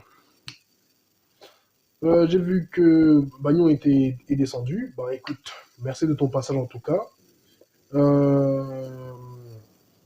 Naturellement, je remercie toutes les personnes qui sont présentes dans ce live. Merci à toi Lumra, merci à toi Victoire de tapoter le live. Merci à toutes les personnes qui le tapotent, qui le partagent, qui le publient, qui s'abonnent, qui font qui font des cadeaux, qui s'abonnent, etc. Content d'entendre tout le monde, content d'entendre à nous, Joy, au plaisir. Que si je visualise ce que j'ai à faire au niveau de mon... D'accord. Trop bien, mais c'est pour ça que la pratique vaut tout l'or du monde. Parce que ce que je vous explique, c'est bien. Mais sans pratique, vous n'allez pas saisir vraiment ce que je suis en train de faire, ni en train de ce que je suis en train de vous dire. Parce que je ne suis pas en train de vous parler de théorie, hein, je rappelle tout de suite. Les lives, ça fait pas tout. Il faut pratiquer. Je suis pas en train de vous parler de théorie, que je pense comme ça. Non.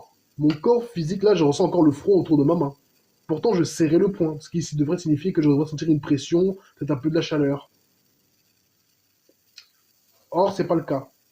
C'est en train de se dissoudre tout doucement, mais c'est très pratique ce que je suis en train de vous dire. C'est physique, mental, émotionnel, énergétique, aurique, spirituel, etc.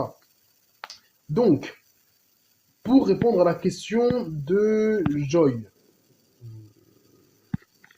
là j'ai mis toute ma volonté dans mon point. En gros, regarde, c'est très bien, regarde ça, Joy. Tu as ton corps qui est dans le bon état, ton souffle qui dirige ce mouvement et qui stimule l'activité chimique et électromagnétique et thermique. Tu as le cœur, tu es dans un état de présence, de neutralité, mais qui est aligné avec le geste que tu fais. Ta pensée te permet de visualiser au niveau de ton point l'énergie que tu condenses. Puis après, il faut que tu imagines. Qu'est-ce que tu dois faire exactement? Bonjour à toi, Virana. Et merci pour l'abonnement, Ria. Tu dois, en fait, imaginer, en fait, tout ce que tu veux voir se manifester. D'accord? Par exemple, en gros, le rangement de la maison, structure, ok. Par exemple, tout ce que tu veux, en gros, tu vois, regarde, tu vas imaginer effectivement que tu ranges ton atelier, etc., etc., tu vois. Et toute l'énergie, tout le dynamisme on va dire que tu as en faisant cette tâche, tu vas comme le concentrer au niveau de ton point. Et tu vas par exemple choisir un mot, parce que les mots, les paroles, c'est des éléments qui encodent la réalité. D'accord? Ça fait vibrer la structure du monde. Donc tu vas utiliser un mot qui va te servir de point de focus. Et après ça, quand tu auras réussi à ressentir, et que, en fait, il faut que tu imagines et que tu laisses ton imagination faire aussi. Ça peut paraître paradoxal, mais en gros, il faut que tu imagines, oui, toute cette énergie, mais que aussi tu laisses comme ton imagination te montrer ce qu'elle fait. C'est-à-dire que n'essaie pas de visualiser en détail tout ce que tu fais, et la vision, focalise l'attention vers là où ça doit aller, imagine, et après, ton imagination fait le reste.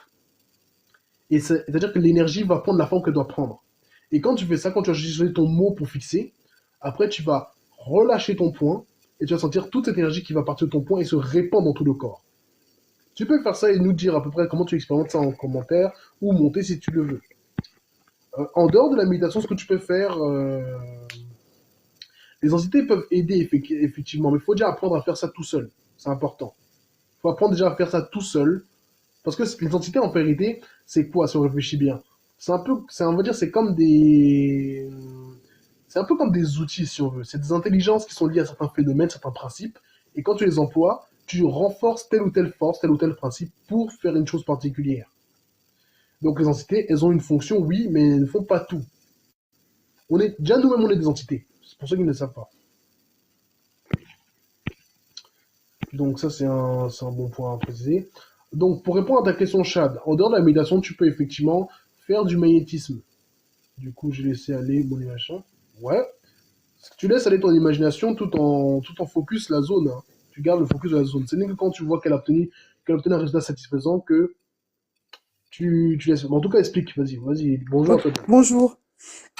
Alors j'ai fait, du coup j'étais là comme ça, j'ai fermé mon point, j'ai visualisé l'endroit où il y avait mon atelier, tout ce que j'avais à y faire, j'ai laissé aller et en fait c'était rangé et ça émanait de la vibration de la lumière, du bien-être parce que c'était tout rangé, structuré et donc ça allait emmener quelque chose qui allait me soulager, tu vois, ça vraiment ça va me faire beaucoup de bien quand cet atelier va être rangé parce que c'est vraiment mon travail, ce qui va structurer, tu vois. La rentrée, etc. Et au moment où donc j'avais choisi le mot lumière, puisque ça m'avait envoyé l'information lumière, et quand j'ai ouvert le point, effectivement, tu sens bien que du coup, tu as une espèce de boule énergétique dans la main qui s'ouvre, et là, à l'heure d'aujourd'hui, là, tout de suite, là, l'énergie, elle en est à mon coude, tu vois, quand je te parle. Elle monte doucement, ça monte. Cette espèce de froid que tu disais, là, comme ça. Tu vois, c'est jusqu'à là, c'est jusqu'à mon coude, même si, et je sens que voilà, ça va me donner cette force qui fait que je vais me lever, et quand je vais faire, et j'ai entendu ce que tu m'as dit après, c'est-à-dire qu'en plus, quand je vais mettre en action, cette énergie de ranger l'atelier, ça va en plus, du coup, comme une pile qui s'active, en fait, ça va faire tourner l'énergie encore et encore. Et donc, du coup, ça active. Et à chaque fois qu'au final, je dis le mot lumière, et ben, du coup, ça ne fait que réactiver cette volonté que je viens de mettre en place. C'est ça? C'est ça. Tu viens d'utiliser ton Ok. aura et tu viens en fait de te programmer pour faire une tâche, concrètement. Voilà. Ouais. Mais c'est vrai que des fois, on va faire de la méditation pour se donner de la force, pour s'ancrer, pour être là. Mais là, cette technique-là, Effectivement, là, tu vois, l'énergie, elle est au niveau déjà de mon épaule, mais elle monte tout doucement. Je la sens vraiment monter, mais elle le fait toute seule. Exact. Exactement. Et c'est ça qui est bien en fait. C'est-à-dire que quand tu utilisais ton mot lumière, qui a servi en fait, ça, en gros, dans la réalité dans laquelle on opère, ça a servi de point de référence, d'ancrage, tu vois. Tu l'as encodé. Voilà pourquoi on nomme un enfant quand il naît, tu vois. Tu comprends un peu cette logique? Il vient dans ce monde, on lui donne un nom. C'est pour que dans cette réalité-ci, il soit comme, il ait une existence, ça soit je veux dire, intégré quoi dans cette réalité. Et l'idée, c'est Ok. ça. Oui, vas-y. Non, non, j'ai dit ok. Je visualisais le prénom de mes enfants et comment est-ce que je les avais appelés, et pourquoi et comment. Ouais. Ouais, mais c'est bien, c'est bien, c'est bien. Et en fait, tu as observé que tu vois, tu as du point, ça monte lentement au niveau de l'épaule. Peut-être, ça doit Oui. être au niveau de la poitrine, je sais pas actuellement. Et ça Ouais, doit ouais, être ça descend dans le dos, là, comme ça. Ça me donne envie de me lever, là, de bouger mon cul. oui, voilà. C'est-à-dire que tu as programmé et ton corps, il encode la programmation. Et Mais ça te oui. motive, ça tout ça. Oui, oui. Cette Non, non, technique, mais c'est vrai, après des choses comme ça, j'en fais, mais ces derniers temps, ça a été dur. J'avoue que les énergies, elles ont été compliquées pour mon personnel et énergétique et tout ça. Bon, bref. Mais j'aime beaucoup tes lives parce que ça permet, même là, celui de Noël, tout ça, avec les énergies, du coup, de cette mutation, de transformer, de toujours ne pas oublier en fait qu'on est continuellement en fait en travail sur cette terre et que voilà on a ce besoin, enfin les gens qui ont pas forcément cette spiritualité là ou ce travail là sur pourquoi cette réalité existe. Je sais pas comment est-ce qu'ils font, ils sont souvent en manque d'énergie et en colère et tout ça, et c'est vrai que canaliser cette discipline, enfin tu vois, discipliner c'est important, je trouve. exactement, c'est très juste. En Mm. fait, par exemple, pour répondre à la question au PREPS, oui, ça peut soigner en fait les douleurs dans le dos. Je vais vous donner une expérience un peu personnelle. Moi, ça fait 14 ans que je fais ça, d'accord? J'ai eu le temps de pratiquer et je soigne des gens aussi. Par exemple, quand tu pratiques régulièrement ça, ça va très vite. Par exemple, l'énergie qui était dans mon poing là, elle s'est libérée et en se libérant, elle se déplace assez vite. Tu vois. Par exemple, là, si je dois dire le froid, si on veut, il est dans toute la zone droite, etc. Et c'est une zone où parfois j'ai tendance à avoir un peu mal. Mais c'est-à-dire que si je me focus, l'énergie, je peux la faire passer parce que des fois, je me chronomètre pour ça.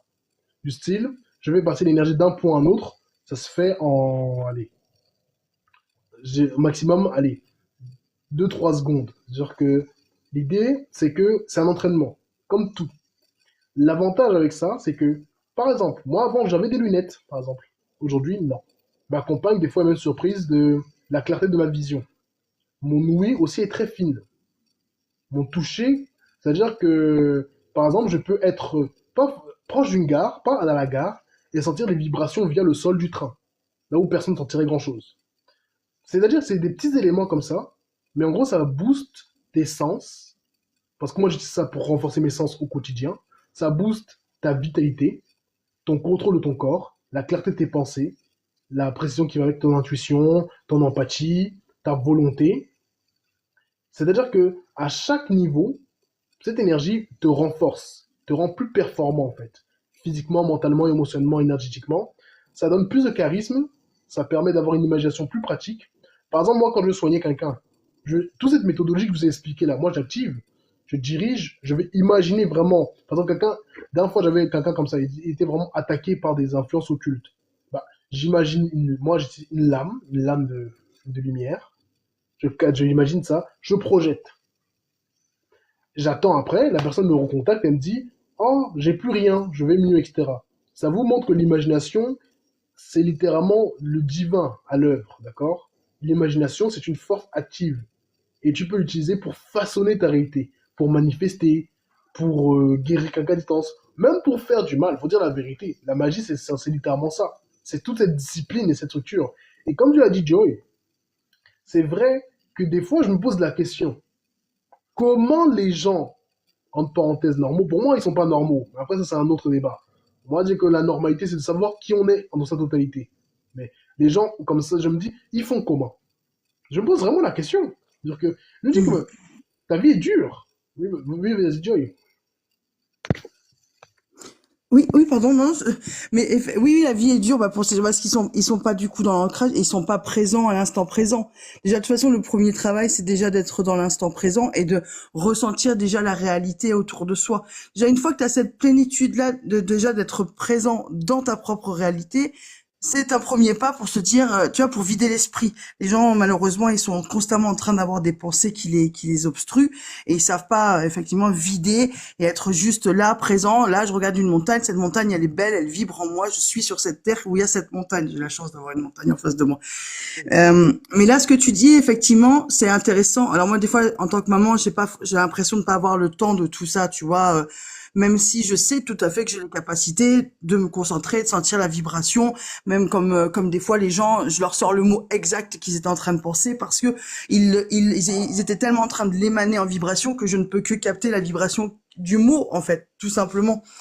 Après, voilà, moi, ce qui m'enquiquine, c'est que quand je le fais plus, parce que j'ai pas le temps, je me perds complètement. Et tu vois, j'ai du mal à rester aligné, tu vois, dans la réussite entre guillemets, quoi. Et là, en ce moment, je me rends compte que la réussite n'est plus mon bonheur. Enfin bref, c'est une chose Non, mais compliquée. c'est intéressant.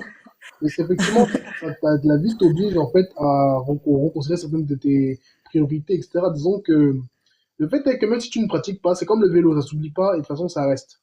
Disons Et ça que manque. En plus, une fois que tu as commencé, tu sens bien que quand tu le fais plus, tu retombes peut-être dans ce truc justement flou où sont les autres. Moi, je suis perdue, je suis triste, je suis en ce moment, voilà. Et c'est pour ça que le jour, vraiment, quand je suis tombée sur ton live un peu avant Noël, parce que j'allais plus sur TikTok, et je suis contente de savoir que tu es sur YouTube, parce que du coup, j'irai t'écouter sur YouTube avec plaisir. Euh, vraiment, là, je viens de passer une grosse période de profonde tristesse. Parce que, tu vois, la vie de maman, c'est dur, solo, tout ça, l'argent, la société, pouah, ça m'a vachement plombé, quoi. ouais, Mais là, de me dire qu'en fait, je peux faire ça, justement, ben, en fait, à chaque fois que je veux l'ancrer à l'intérieur de moi en lumière, en me disant, moi, je crois que c'est juste rester concentré au présent. Mais là, ce que tu dis, toi, par rapport au point, par exemple, en fait, avant chaque chose que tu vas faire, même avant de sortir, par exemple, de chez toi, pour aller faire les courses, on va dire. Allez, on prend un truc à la con de Daronne, d'accord? Je dois sortir pour aller faire les commissions.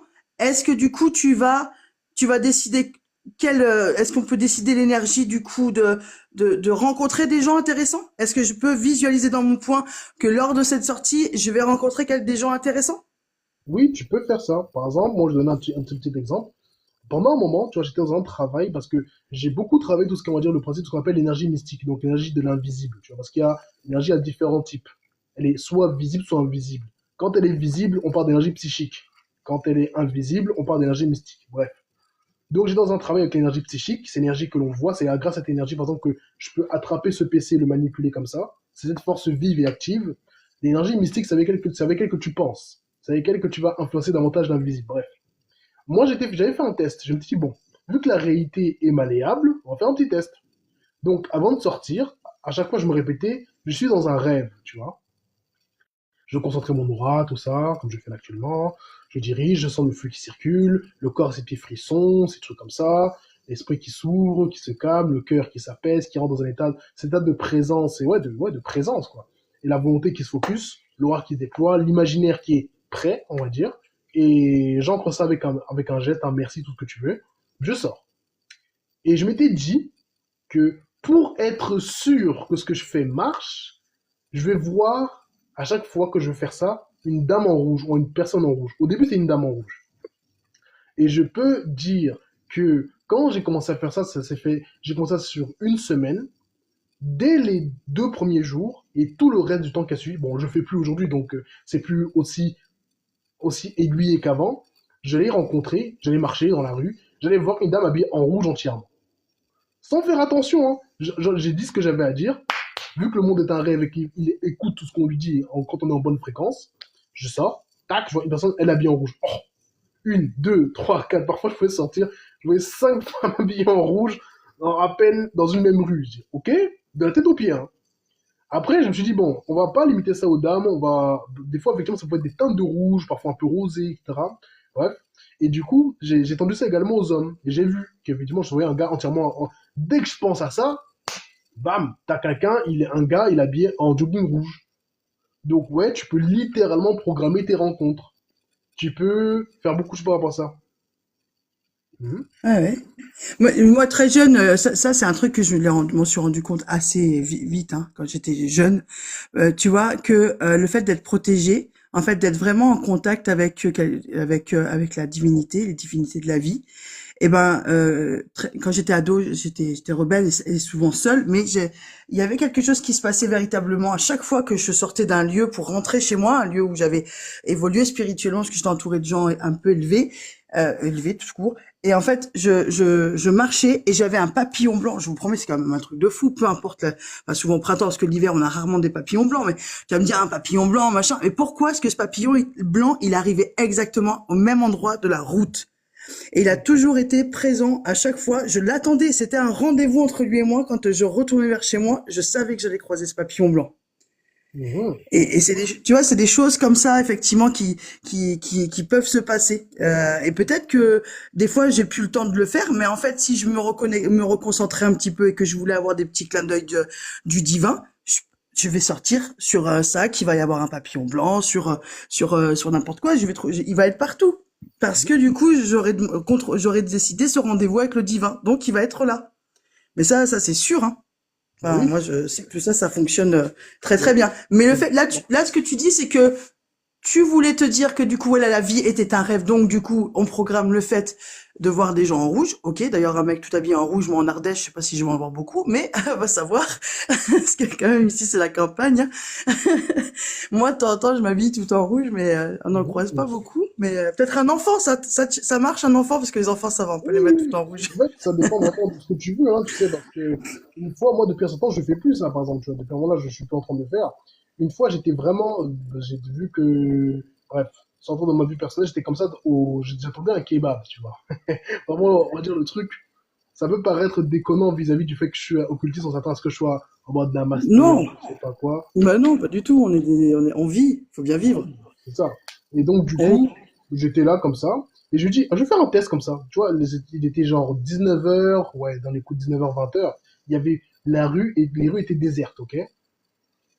Et du coup, bah, je me suis dit, bon, on va faire un test. Je dis, chaque fois que je dis la vie est un rêve, je me programme mentalement pour que tout et n'importe quoi puisse arriver.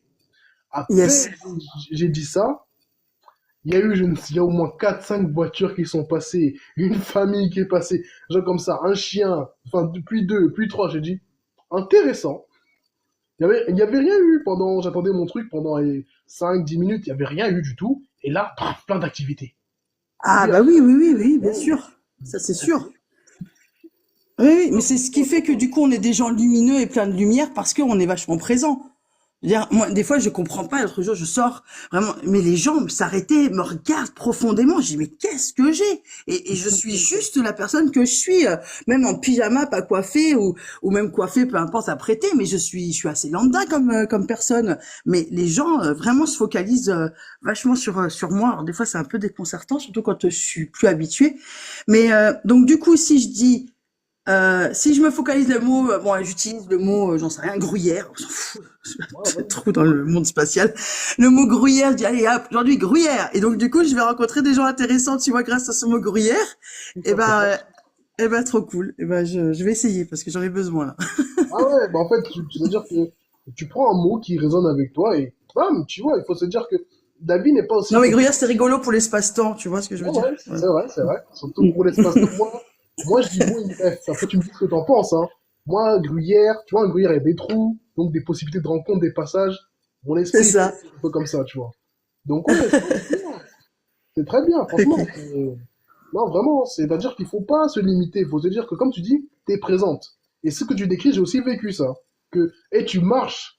D'une fois, je me rappelle, j'avais vraiment comment dire, et j'avais pas, je m'étais pas changé. Vraiment, j'avais gardé une tenue que je traînais avec la maison. Vraiment, j'avais un sarouel, j'avais des chaussons, un gros pull, etc. J'étais même pas coiffé et tout. Et j'avais pas une dégaine de fou, hein, vraiment. Et il y a un gars, ma compagne peut confirmer ça, il a dit, oh, j'adore votre style, monsieur. J'ai dit, mais il se fout de ma gueule. C'est pas possible. Dire que, mais en fait, les gens, ils te regardent. Ils sont comme ça. Tu te dis, mais Je ne suis même pas attrayant pour les yeux. Ouais. Dis- Et en plus, je suis même pas en haut potentiel là aujourd'hui. Ouais, Je suis juste heureux, je suis juste présent. Mais comme il y a tellement de moins en moins de choses qui sont présentes, malheureusement parce que les gens ils sont dissipés, bah du coup effectivement on raisonne quoi. Ça, c'est comme ça quoi. exactement. On détonne du paysage. À tel point que bah, tu vois des trucs vraiment très spéciaux, hein, des fois. Genre que les Marco, gens. merci beaucoup. J'ai mes enfants qui ont besoin de moi. Je vais y aller. Je descends. Ok, ça ira très bien. Mais je continue à t'écouter et merci beaucoup. À très bientôt. Au plaisir, Je, au plaisir. je continue à écouter. Bisous. D'accord. Bonne année chrétienne. Bye bye. Bonne chrétienne à toi aussi. Intéressant, intéressant. Moi, j'attire souvent des bonjours, des gens aiment me parler, même de leur vie sans me connaître. En fait, il faut savoir que l'être humain, il est sensible au champ électromagnétique, d'accord? De cette façon, ça veut dire que si tu vibres et que tu es plus stable que la plupart, ils vont te trouver intéressant. Parce que c'est même par une sorte d'instinct. Ils vont dire que telle personne est stable, elle vibre bien. Bah, ils vont être attirés par toi. Ils vont revenir vers toi, ils vont te parler. Mais des fois, ils vont te raconter leur vie, hein. Il y a des gens, des inconnus, tu ne les connais pas. Ils te parlent. Il dit, ouais, j'ai vécu ça. Et oui, il te décrit toute sa vie. Il dit, ok, non, mais pourquoi pas? Mais il faut simplement comprendre que l'être humain est sensible au champ électromagnétique. Et c'est-à-dire que le simple fait que tu les écoutes, que tu sois présent là, c'est-à-dire c'est comme un son énergétique. Tu leur transmets de l'énergie. En fait, ils captent une énergie de toi parce que quand on voit des gens, quand vous marchez dans la rue, ils te disent, j'ai dit,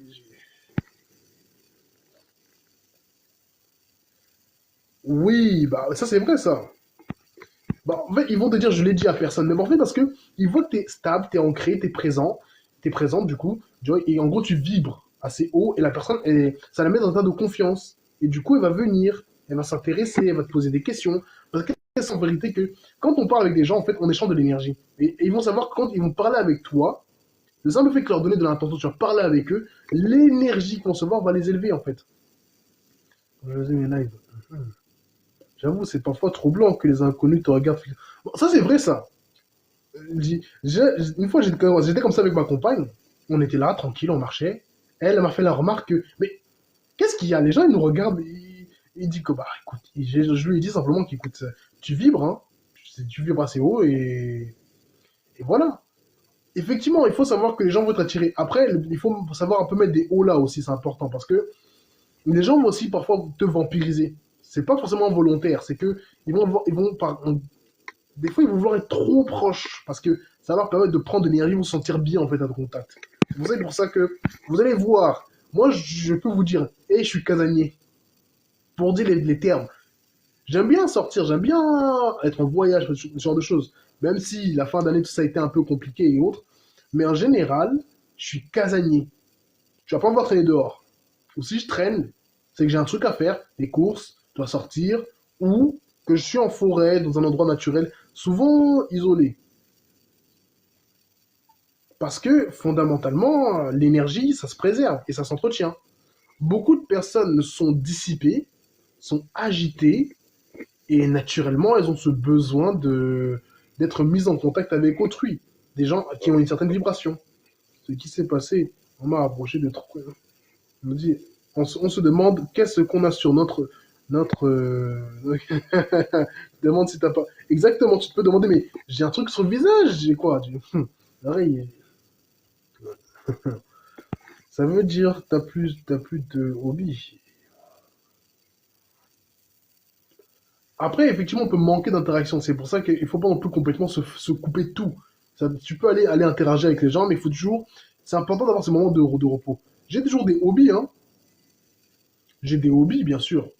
J'ai des hobbies du style dessiner, faire du yoga, quoi d'autre, écouter des vidéos. Moi, par exemple, un hobby, ma compagne le connaît bien, j'écoute des vidéos sur Warhammer. Alors, pour ceux qui connaissent Warhammer 40 000, vous savez que c'est un univers, bon, c'est un univers qui est assez glauque, assez sombre, etc. Moi, j'aime bien. Chacun son truc. Parce que moi, je sors, hein. Simplement que je n'aime pas sortir pour rien, perso, en fait. C'est ça le truc. Moi, j'aime pas trop ça. Parce que j'estime que si je lance, c'est qu'il doit y avoir. Soit c'est parce que j'en ai envie, soit. Attends, je vais l'écrire en commentaire, ça. Attendez. Comment je fais déjà? Sondage. tac. Je vais répondre à un commentaire, ça va être plus simple. Ouais, par contre, je vous préviens, hein, ceux qui vont aller voir, c'est pas un univers tout rose. C'est-à-dire que c'est assez sombre, assez violent. Et vraiment, si ton mental n'est pas prêt, ça peut faire mal. C'est-à-dire que moi, j'aime bien. Après, chacun son truc, je vous le dis tout de suite. Hein. Après, c'est futuriste tout en parlant un peu d'occulte. Donc, forcément, ça allait m'intéresser. Moi, en général, j'ai eu effectivement à faire un grand nettoyage dans tout mon cercle personnel, qu'il soit familial et amical. Donc, on va me sortir à forcer, ça va rarement arriver, à part effectivement ma compagne peut dire ouais, on sort, et ouais, on va sortir. C'est pareil, je sors quand j'ai quelque chose à faire dehors. En fait, j'aime comment se protéger des énergies du dehors. Alors, souvent se purifier quand tu rentres chez toi. Euh... Ok, Nab. Bonjour à toi, Santia. Euh, il faut bien savoir qu'effectivement, moi je sors quand j'ai un truc à faire, sincèrement. Si vous voulez vous protéger du dehors, vous pouvez simplement en sortant prendre de l'eau, vous verser devant vous, vous appelez vos ancêtres pour qu'ils vous guident et vous protègent. Ça fait une petite libation. Vous pouvez, si vous savez le faire, concentrer votre aura autour de vous pour pouvoir avancer tranquille dans la rue, quoi. Il faut savoir que quand on marche autour des gens, on nous aura interagissent. Même si on ne se touche pas, encore plus quand on parle quand on se touche, mais il faut se dire que moi j'ai conscience que l'énergie que j'ai, je dois la concentrer que ce soit pour moi, pour ma compagne, pour mon activité. Quand je dois soigner des gens, je dois faire des consultations ou autre, j'en ai besoin de cette énergie. Pour plein de choses. Donc ça veut dire que je sors, oui, je peux sortir, me faire plaisir, etc. Mais je ne vais pas le faire non plus de manière intempestive. Pour voir comment se passer pour prendre une consultation. Ok, Logi. Ouais, effectivement, je ne l'ai pas dit là pendant ce live, mais je rappelle, j'ai parlé des soins énergétiques, j'ai un peu vous expliqué le principe du corps éthérique, de l'aura, etc. Bref, moi je vous propose toujours ce genre de choses. Donc, je propose des consultations. Si vous voulez faire un check-up, comprendre ce qui vous arrive, trouver des solutions, que je vous donne des rituels, faire des orientations pour pouvoir régler une situation, ça je fais. Je fais des déblocages, c'est-à-dire que concrètement, si vous avez des blocages financiers, des blocages énergétiques, ou ces trucs-là, je débloque, je purifie, je crée une petite protection qui vous aide. Pareillement, si vous avez des problèmes d'attaque occulte, il n'y a pas de souci. Moi, tout simplement, on va dire, je gère ça, c'est-à-dire que je fais des retours à l'envoyeur, je casse des mauvais sorts, etc. Si, si également vous avez des problèmes plus graves, de malédiction familiale, etc. et autres, je fais des exorcismes. Si vous avez besoin de créer une activité, d'avoir un sceau, un logo qui vous donne certaines charges, certaines protections, je fais ça aussi. Si vous voulez une analyse de votre thème astral pour vous orienter plus facilement dans vos finances, dans votre profession, dans vos relations, dans tout ce qui va être, comment on appelle ça? Ouais, même la santé, le spirituel, je fais ça, la guidance astrologique. Je propose des accompagnements personnalisés et je vends un livre sur comment s'en sort actuellement. D'ailleurs, je suis en train de travailler là-dessus sur la formation sur le combat occulte qui va sortir pour le mois de mars 2026. 21 mars 2026, donc en gros la véritable nouvelle année.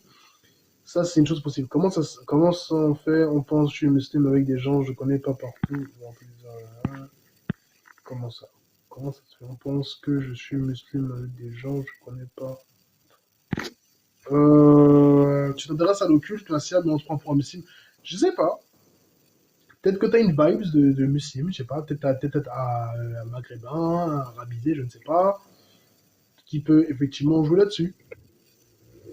Donc ouais, ça fait partie des... Moi, je propose donc un ensemble de services selon vos besoins. Vous pouvez vous contacter en privé pour ça. Le samedi, le dimanche, lundi, je travaille pas, mais en gros, on peut se caler à partir de mardi des horaires pour les consultations, pour les guidances, pour la totale. Commencer certains travaux. Même aujourd'hui, là, il va être 14... il va bientôt 15 heures. Je suis encore disponible, on va dire, jusqu'à 20 heures. Après, je peux éventuellement répondre aux messages privés et après, je vous donne un horaire de contact. Pareillement, vous pouvez vous devenir des abonnés VIP de la chaîne. Ça fait longtemps que j'ai pas fait de live réservé aux abonnés, mais pour l'année 2026, je compte bien en faire de nouveau.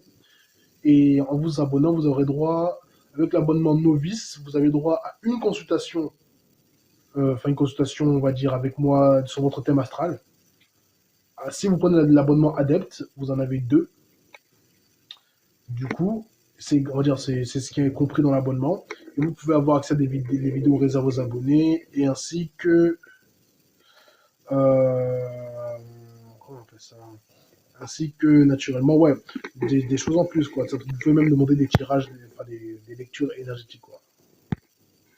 Possible, Massia. Alors, je t'écris ça. Attends.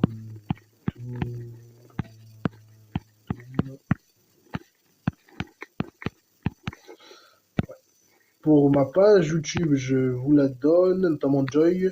J'ai pas beaucoup posté pour l'instant. Euh, je compte effectivement me mettre à faire plus de vidéos là-dessus.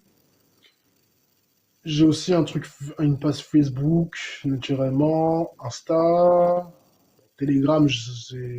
Normalement, c'est dans ma bio, vous allez pouvoir voir ça. Mais ouais, donc ma chaîne YouTube, c'est une Dolumdum Makora. Je n'ai pas encore trop posté dessus. Je vais poser des rediffusions de live. Je regarde que tes lives. Je regarde même pas tes vidéos, mais peut-être. Ouais, bah écoute. Mes vidéos de TikTok, il y en a certaines que je poste sur YouTube. Donc tu pourras les trouver là-bas, Joy. Et ça sera sympa parce que ouais, la chaîne YouTube, il faudrait que vraiment je la fasse grandir, quoi. Pareil, si vous êtes pro ou autre, j'ai du LinkedIn. Mhm. Ouais, je vais reposter mes lives là-bas. D'ailleurs, ça, c'est clairement des choses que je dois faire. Je dois reposter les lives là-bas. Il y a beaucoup de choses à faire, hein. Simplement, on va dire l'année là, 2025, c'était une année, on va dire, assez complexe, où je dois m'intéresser au soufisme ainsi. Mais en fait, le soufisme, c'est intéressant. Il faut comprendre la dynamique ésotérique derrière. Et tu pourras apprendre beaucoup de choses. Moi, je conseillerais toujours, si quelqu'un est un croyant religieux, franchement, sans lui dire directement de s'intéresser à l'occulte, je lui demanderais de s'intéresser à la doctrine ésotérique de son religion. C'est bien. T'es pas religieux, mais si t'as une vibe, on va dire, musulmane, autant t'intéresser peut-être au soufisme. Voir ce que ça te dit, voir que ça parle. Parce que c'est de l'occultisme, le soufisme. On parle de certaines choses. C'est comme la gnose chrétienne. L'approche est ésotérique, elle n'est pas religieuse. Elle est approfondie sur certaines notions, quoi. Encore une fois, merci à tout le monde. On a atteint les 21 cas, ça fait plaisir. Merci beaucoup de votre participation, d'avoir tapoté un maximum, d'avoir partagé, d'avoir publié, vu qu'on est déjà 25 ans de live, de vous être abonné, d'avoir fait des cadeaux, d'avoir commenté dans le respect et la pertinence. Je vous souhaite à tous et à toutes une très bonne journée. Ça fait déjà 1h42 que je suis en live. On va se dire à mardi pour un prochain live. Simplement, on va dire quel sujet je pourrais aborder avant que je termine. Si quelqu'un a une idée de sujet, dites-le moi en commentaire. Au plaisir comme tout. Si quelqu'un a donc une idée de sujet pour la semaine prochaine, pour mardi, à midi, ça sera intéressant. Les esprits de l'eau. Décidément, cette histoire, hein. Merci Lodi Boykan à toi. Les esprits de l'eau, ok. Il y a une proposition pour l'instant. J'avoue, j'avais dit que j'allais en parler des esprits de l'eau. Ouais, vous aimez trop les esprits de l'eau en fait. Pourquoi est-ce qu'on est déséquilibré par la colère? Bah, vous savez quoi? Je vais parler des esprits de l'eau mardi et on va aborder l'aspect des émotions parce qu'effectivement, il y a une explication. En fait, la colère, qu'est-ce que ça fait? C'est que gros, ça fait que l'énergie elle monte d'un coup. Et c'est un peu, en gros, c'est une vibration trop brutale d'énergie et ça te déstabilise. C'est pour ça que ça te fait ça, la colère. On va parler des esprits des eaux. C'est un sujet assez intéressant et assez complet. Donc, ouais, ça sera à partir de 12 heures.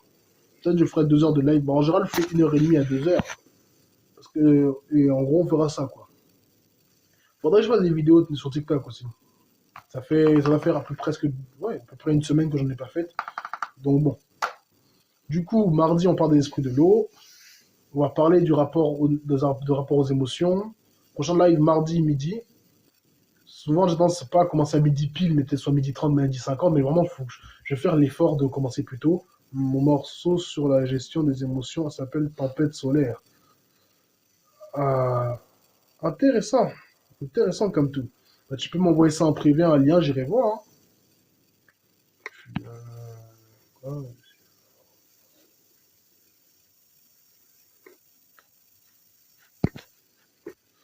Bon week-end à toi, Victoire. Sur ce, on va se dire tous à tous bon week-end. Passez vraiment merci Lumra. Passez effectivement un bon week-end. Comment ça se fait, la femme, c'est plus fort effectivement, que l'homme?